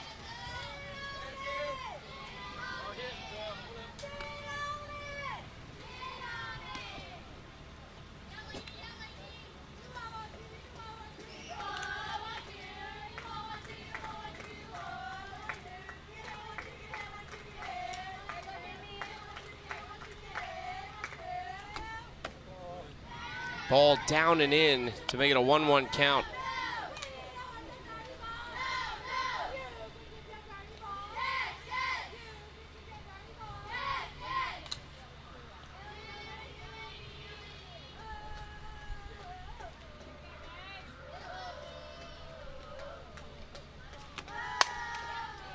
Ripped to left field, and it left the yard, but it was just foul.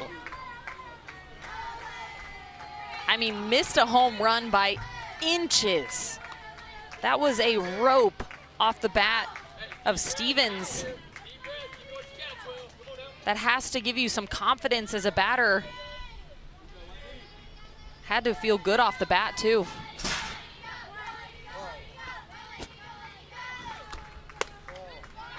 Outside, ball 1.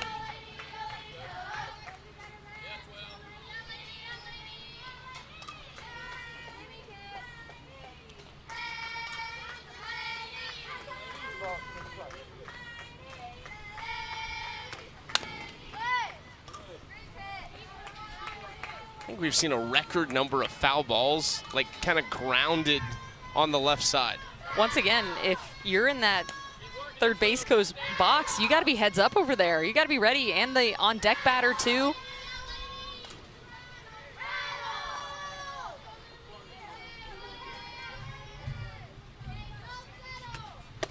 chases that one. Pereira likes that pitch for her third strikeout in the game. We go to the 6th with Hawaii still up big. However, they left one out there. 11-4, the score will go to the top of the 6th inning.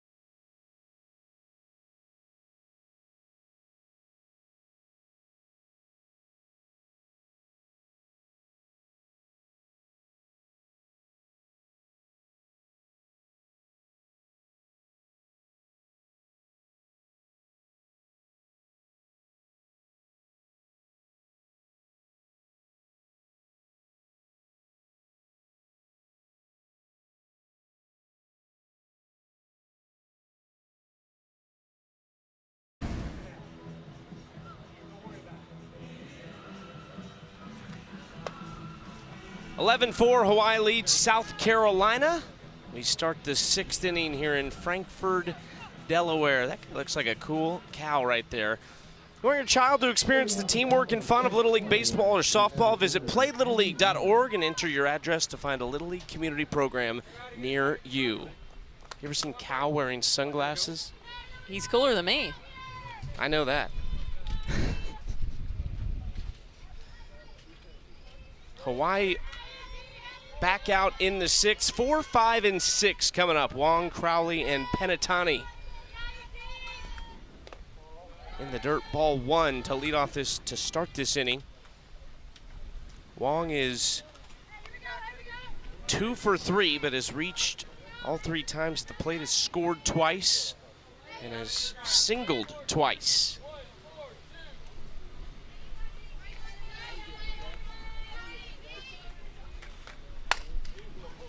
Hit that really well, but out of play.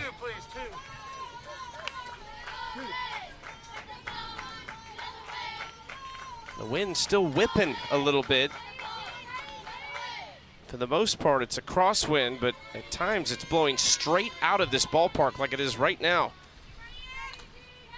Good opportunity if you're a hitter, try to get something up into that jet stream. Get a little help from the wind.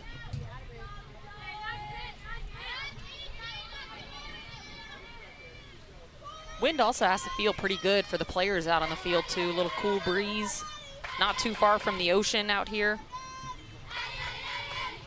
Have you been to the beach yet?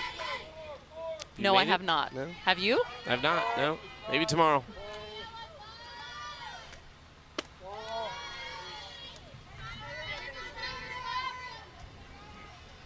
We have the night games tomorrow, 5 and 8 o'clock. Joel and Riley will have the morning game, kind of, 11 and 2 o'clock. There's a lot of our crew who will do all 4 games. That is ripped into left field by Addie Wong, like our producer, TJ McGinnis. I think they said, TJ, you want to do 2 or 4? And he's like, definitely 4. Maybe 8. Let's just keep tacking them on. Let's run it back with the semis tomorrow night, too, maybe. Just keep it going.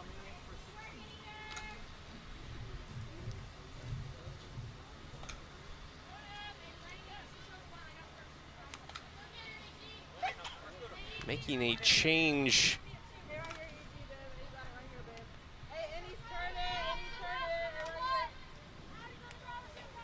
This is going to be Emily Wong coming to the plate instead of Irish Crowley. So Addie Wong singles into left, and now Emily Wong steps up to the plate. Sisters.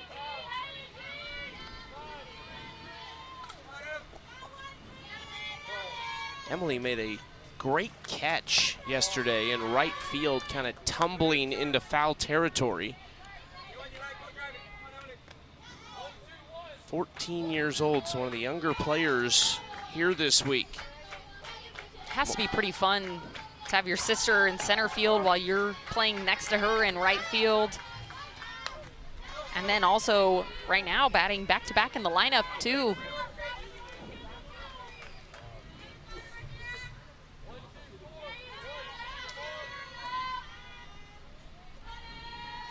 One coming to Emily Wong. Strike two.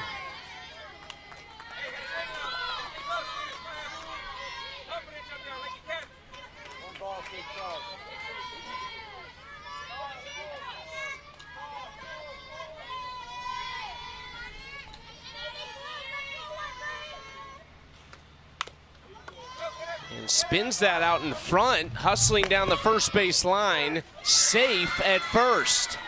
Swinging bunt for Emily Wong. Oh no, it is a foul ball. Okay, originally it looked like it hit her, but I did not hear the call. Definitely looked like it hit some form of bat and then hit her out of the box. Didn't sound as crisp as it normally does straight off the bat.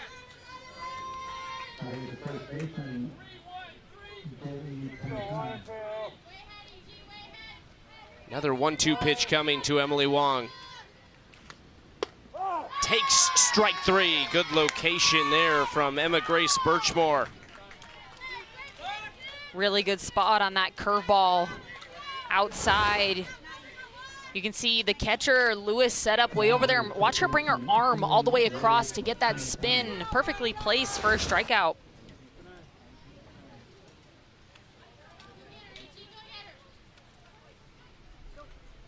We've got another sub here, Jamie Shimokawa. Another pinch hitter, Jamie Shimokawa, 15-year-old. Favorite player is Reese Atwood, and her favorite team is the Carolina Blaze, who Reese played for this year in her rookie season and was the Rookie of the Year in the AUSL. And is hit by the first pitch she sees.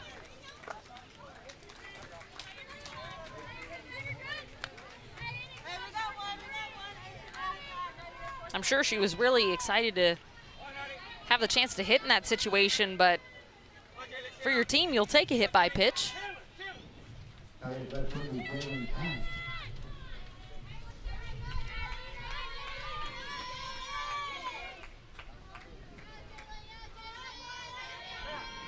Jalen Pang will hit. Stays in her spot in the order in the 7-hole.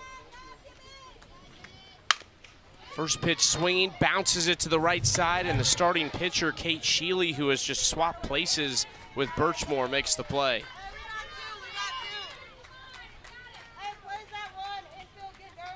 And that's a big out because Jalen Pang has been seeing the ball really, really well. She's driven the ball a few times today. And so for Birchmore to get her out, that's a big-time spot.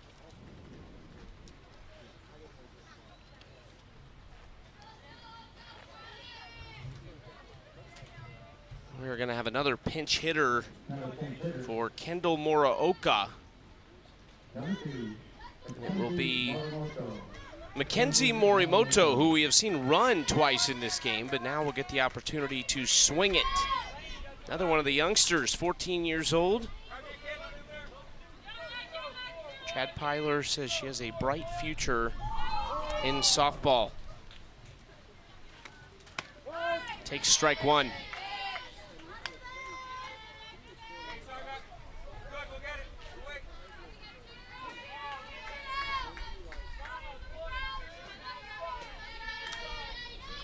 Favorite athlete, Shea Gilgeous-Alexander, former MVP and NBA champion for the Thunder.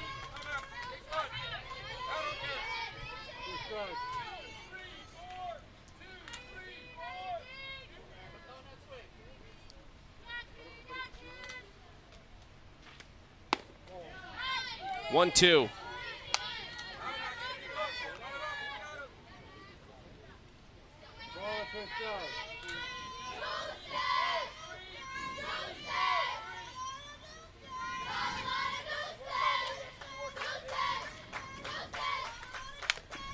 fouls that pitch off behind home plate.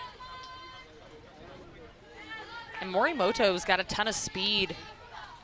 She doesn't have to take a big swing. She just needs to put it in play. And she can use her legs to run it out.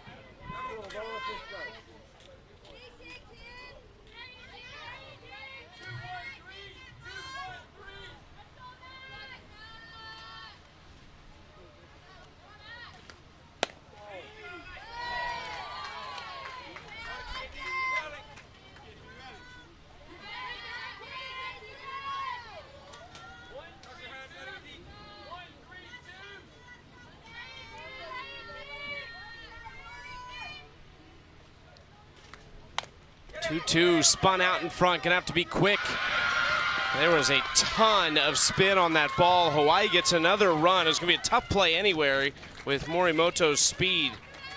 And I had just mentioned it, she doesn't have to do too much. She just needs to put it in play. And this one is off the very end of the bat. It's spinning so much.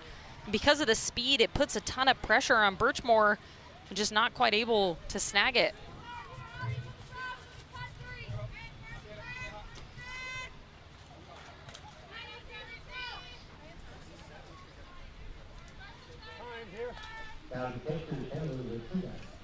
Taylor Ratuta looks like she will stay in the lineup and hit. Quick visit with Malia Lewis and Kate Sheely in the circle as well before Ratuta, who has reached all 3 times. 2 of them base hits.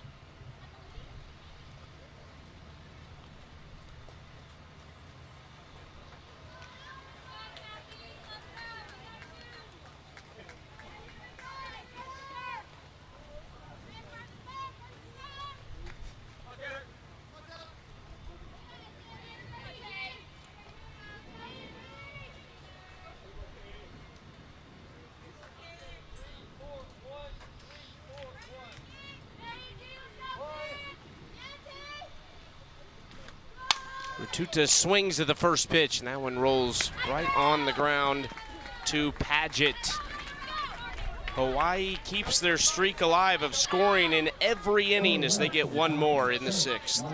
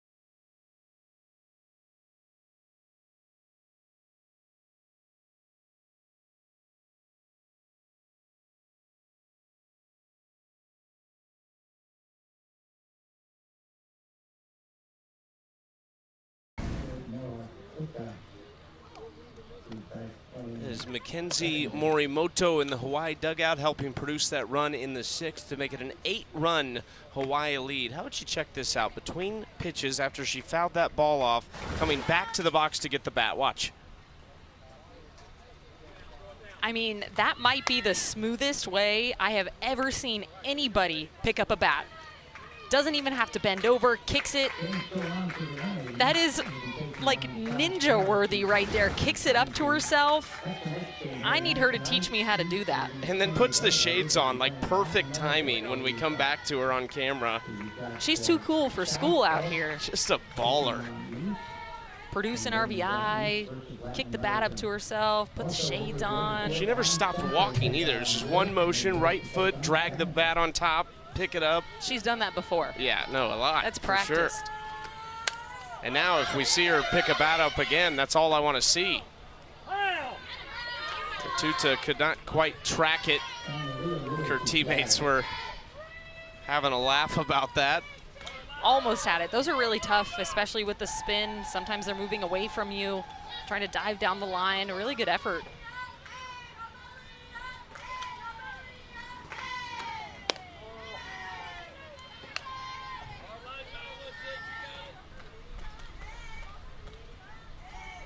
Batter is Malia Lewis, who doubled to lead off the 4th inning, so she leads off for the 2nd time in this game from her spot in the 6 hole. Behind in the count 1-2. She did score. The runner that came in for her, I should say, scored in the 4th. That was the last time South Carolina scored a run. They got 2 in the 1st, 1 in the 3rd, and 1 in the 2nd, and 1 in the 4th. Reaches out, taps it left side. No chance for a play. That'll be an infield single. 2nd hit for Lewis today. And again, we've seen this a few times today. Balls that are not put in play hard, but they're put in play perfectly. This is a tough play between Aoki and Kimura, having to communicate, but it's just hit too slow for them to make a play.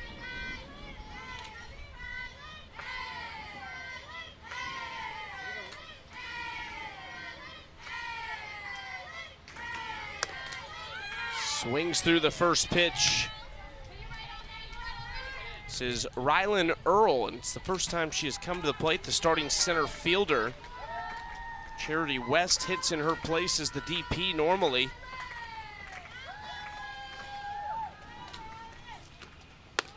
Rylan Earl's favorite softball player is Whitney Wiles, who is her high school coach. How many of your high school players would put you down as their favorite player? Man, I would hope all of them. They're probably like, wait a minute, you played?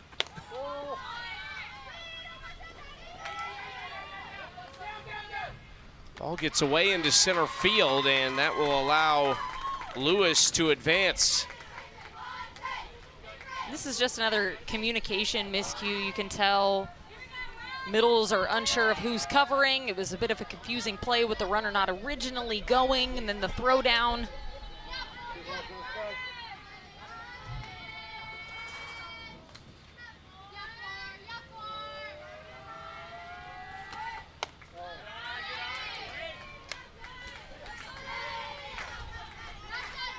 It's a 3-1 count.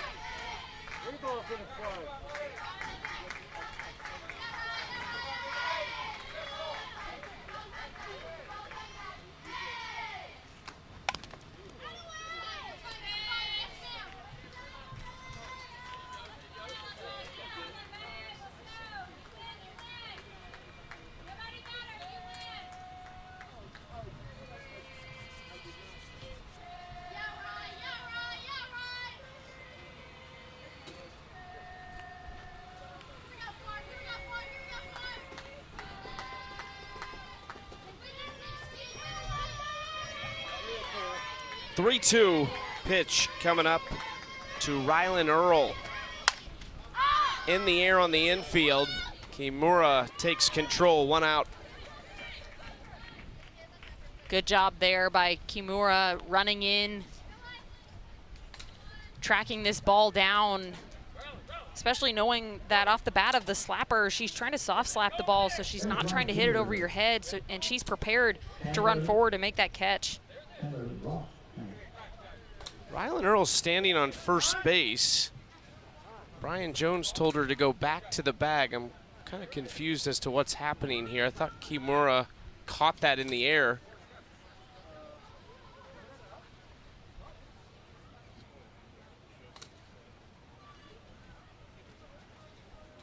Chad Pyler came out and said, hey, what's going on? I thought she caught that. I don't know if I looked away and maybe she dropped it or what happened here, but originally I thought it was a pop-up on the infield and Kimura caught it in the air.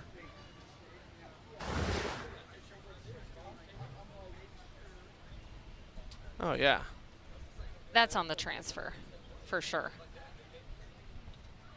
Oh. And that goes back to the play earlier with Addie Wong in center.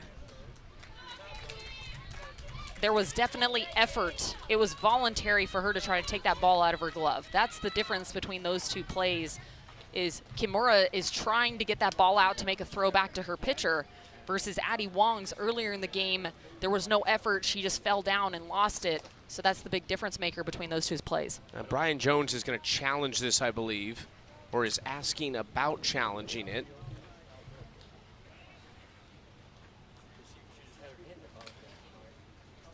I'm not sure if this is challengeable, though. I don't think it is, and so the good part is they got that right. That is an out. Absolutely.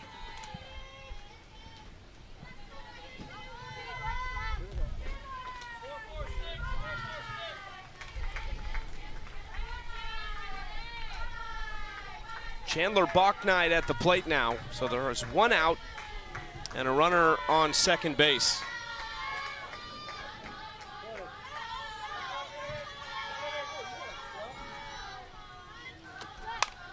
In the air, and this is going to drop into shallow right center field, and that's going to score a run for South Carolina.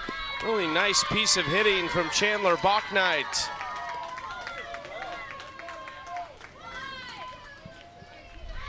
And Bachnight going more to a power slap versus a soft slap. You're going to see her feet move through the box. Then she takes a hard hack at this ball and pokes it into right field. And that's another run for South Carolina.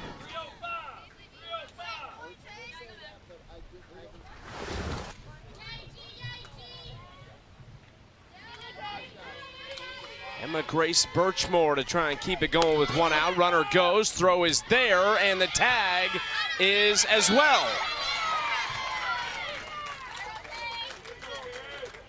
And there are two outs in the inning. That throw could not have been more perfect from Retuta to Kimura.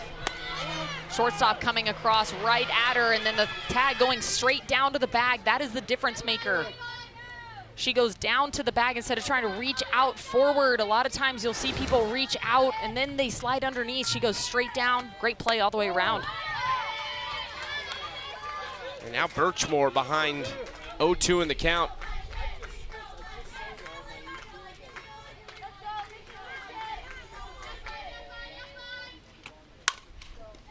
Decently hit. Kimura stops it, and it's picked at first. Penitani to end the inning.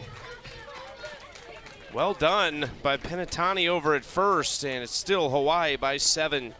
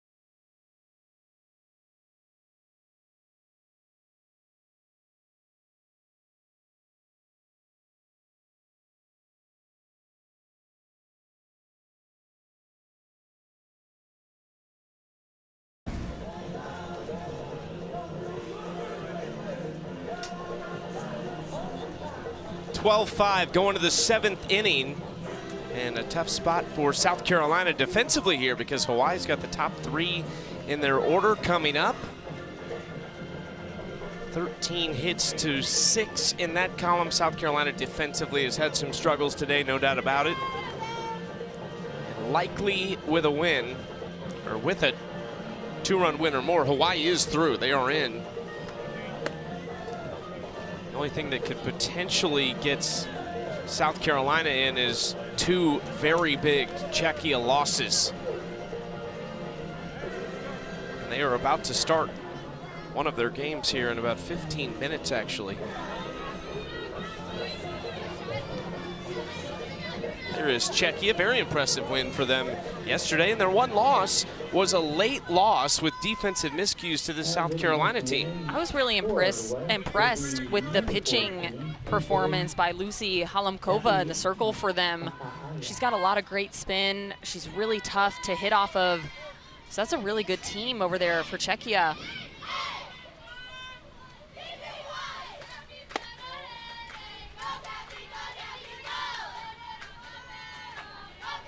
Next up on this field is Texas, Pennsylvania, and then the late one tonight on this field is Pennsylvania and Brazil.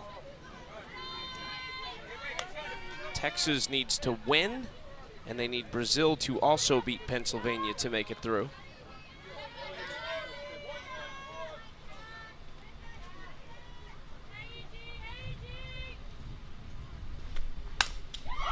Driven foul. This is a pinch hitter for Casey Kimura in the leadoff spot. Instead, it'll be Cappy Macayao.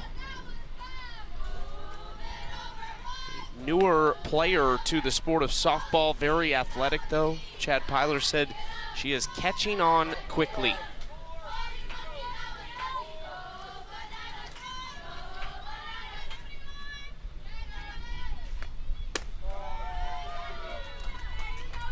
Also says that she can make jewelry, makes her own jewelry, very crafty, loves to cheerlead competitively as well. Looks like she's got the making of a nice little small business going with the jewelry making. Have to see if she has an online storefront somewhere. Yeah.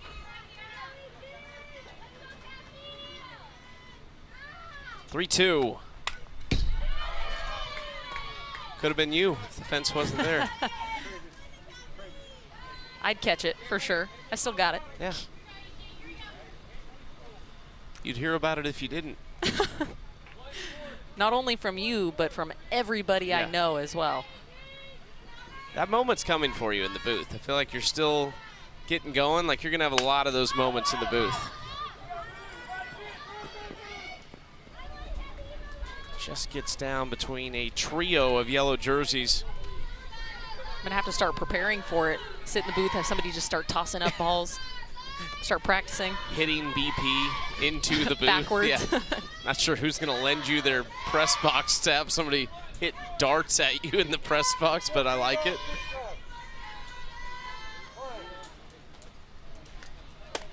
Swings through that pitch up in the zone from Birchmore.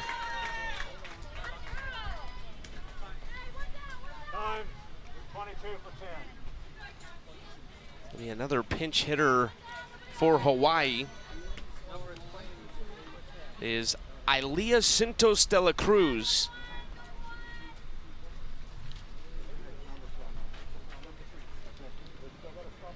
Another pinch hitter, Ilea Santos de la Cruz.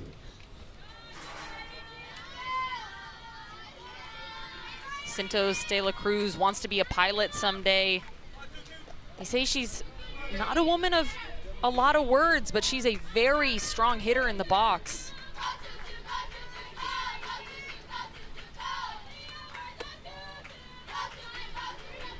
Watches the first pitch outside, likes to go diving, shelling, and enjoys making lays.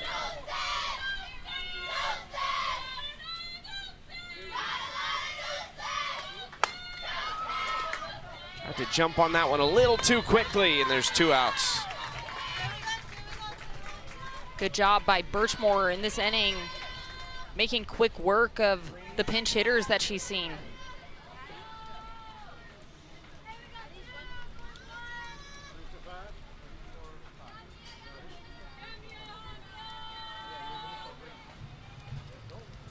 Now Mia Matsumoto will bat. Golden State Warriors fan, another one that's newer to the sport of softball.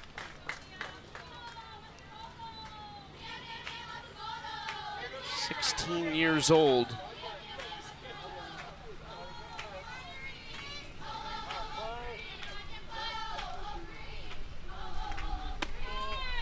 Watch his ball one.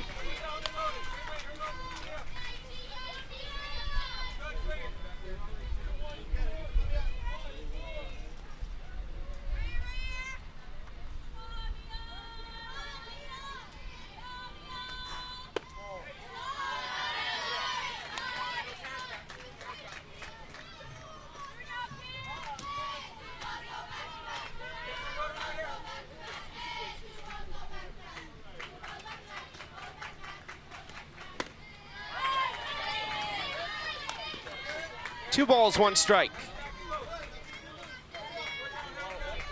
Hawaii entered the day 0-3. Lost to Michigan by 10, had lost to Canada by 2 with the tying run at the plate in the 7th, and lost to Czechia yesterday 10-1. But from the start, did something they had not done all week. They led right out of the gates in the first inning, and they did not turn back, have scored in every inning except this one. And they've done a lot of work as a team with 2 outs as well, which is something we hadn't seen before out of them. Just being able to string at bats along and keep an inning going.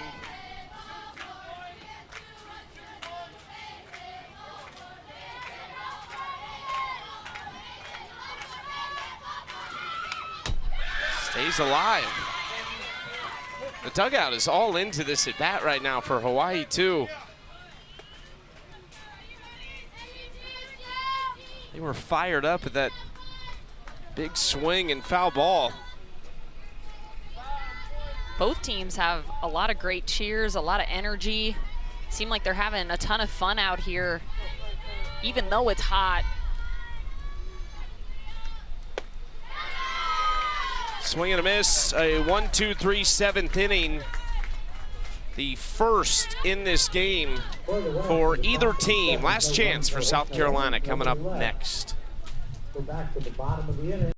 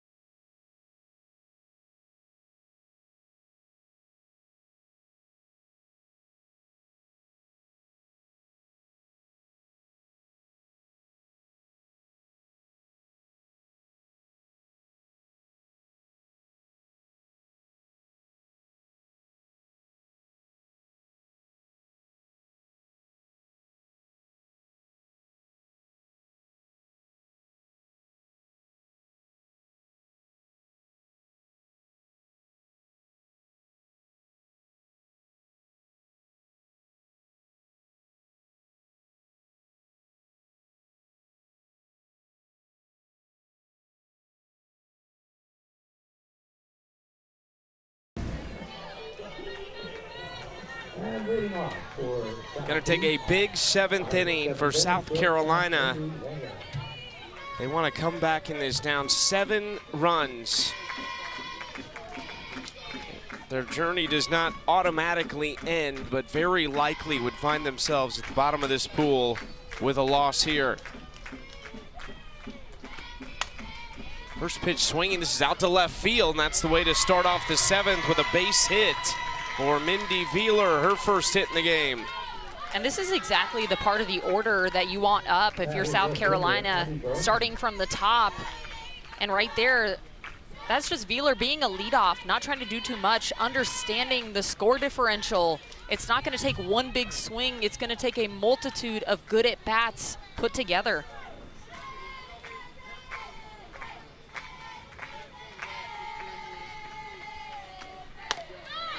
Broughton out in front of that, hit by a pitch her last trip to the plate in the 5th inning. Singled and scored in the 1st. They responded to that 2-run Hawaii 1st inning with 2 of their own. Hawaii got 2 more in the 4th. South Carolina answered with 1.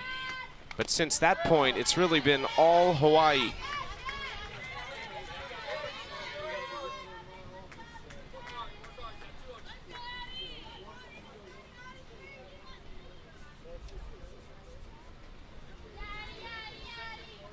Ball got fouled off of Ratuta behind the plate. Catchers take a beating back there. People think about blocking, but it's really the foul balls.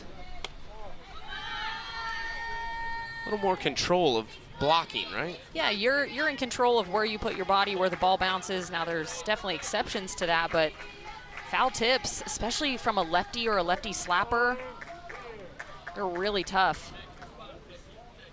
I think you're bracing a little bit when you block it too, right? You know you're going to get hit. Yeah, you're ready. You're mentally prepared for it. You know it's part of the gig back there.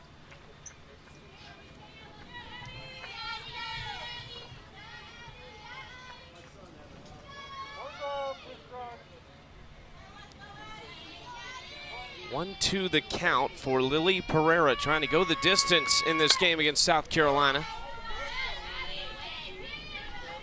Pereira 6+ innings, 6 hits allowed, just 3 earned runs of the 5 on the board. No walks too, which is a really good number. And I feel like across this tournament, that has been an issue for multiple teams is the walks, but you can tell it just makes a huge difference defensively. Wow, great spot there, getting the outer edge. She's gonna go to a curveball outside. Good spin, and then just perfectly placed, honestly.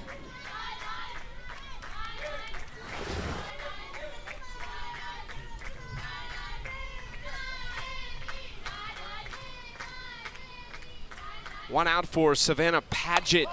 Takes strike 1, so you see Pereira's versatility. She goes out, comes back in with that pitch.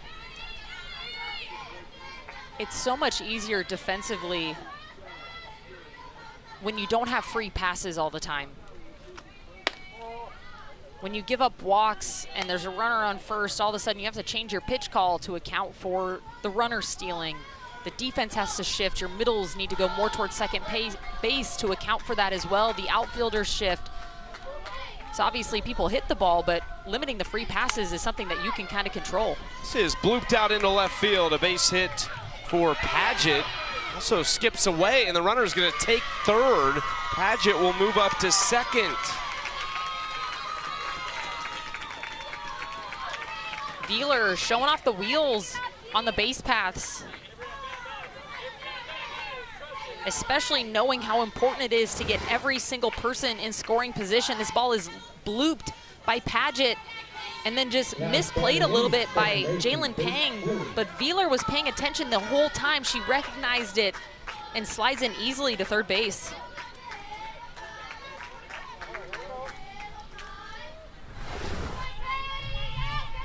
Chance for Kate Sheely. Inside ball 1.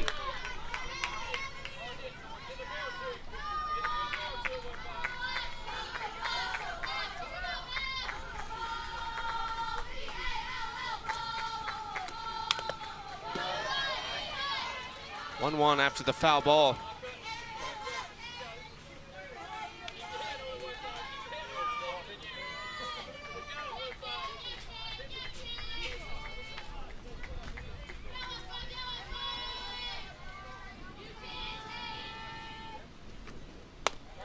Almost hit Sheely, and I think she was willing to let it.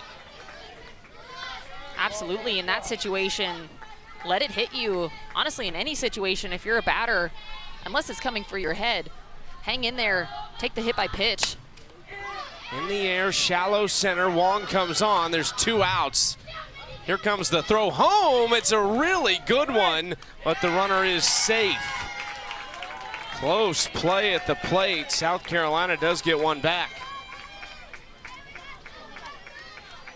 And a bold move, base running there.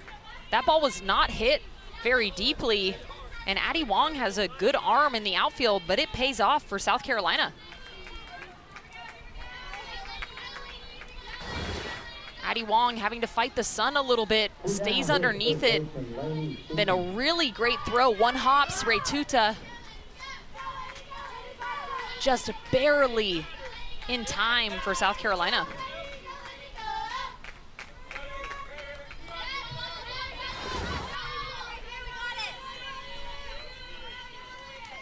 Last chance for the Southeast Region representatives. Lainey Stevens takes high for ball one.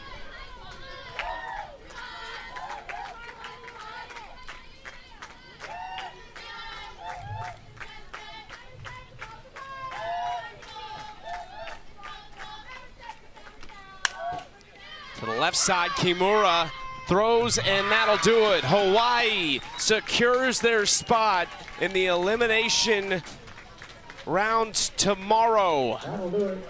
And to me, it's the offensive clinic that Hawaii put on, 13 hits. They did a really good job of attacking early, something that we haven't seen from them yet in this tournament. So here is what it looks like now, and Hawaii will actually jump over South Carolina there at the bottom of Pool B because of the head-to-head win. The only way it would become a three-way tie would be if Czechia loses both their games. Then it goes to run differential, which again, Czechia would have to lose really big to even be close to that. Hawaii will have the run differential on South Carolina and should advance to the elimination setup tomorrow. And still two more games today. Absolutely, a lot more softball here to come. Stay tuned. Up next, it's Texas, Pennsylvania. More must-win softball on the way as well. Pennsylvania has two games today, so two chances to get it done and advance. For Ali Shipman and our entire crew, I am Chucky Kemp. Obviously not going to start this one at 5 Eastern, so stay tuned. We'll be back shortly from Frankfort, Delaware.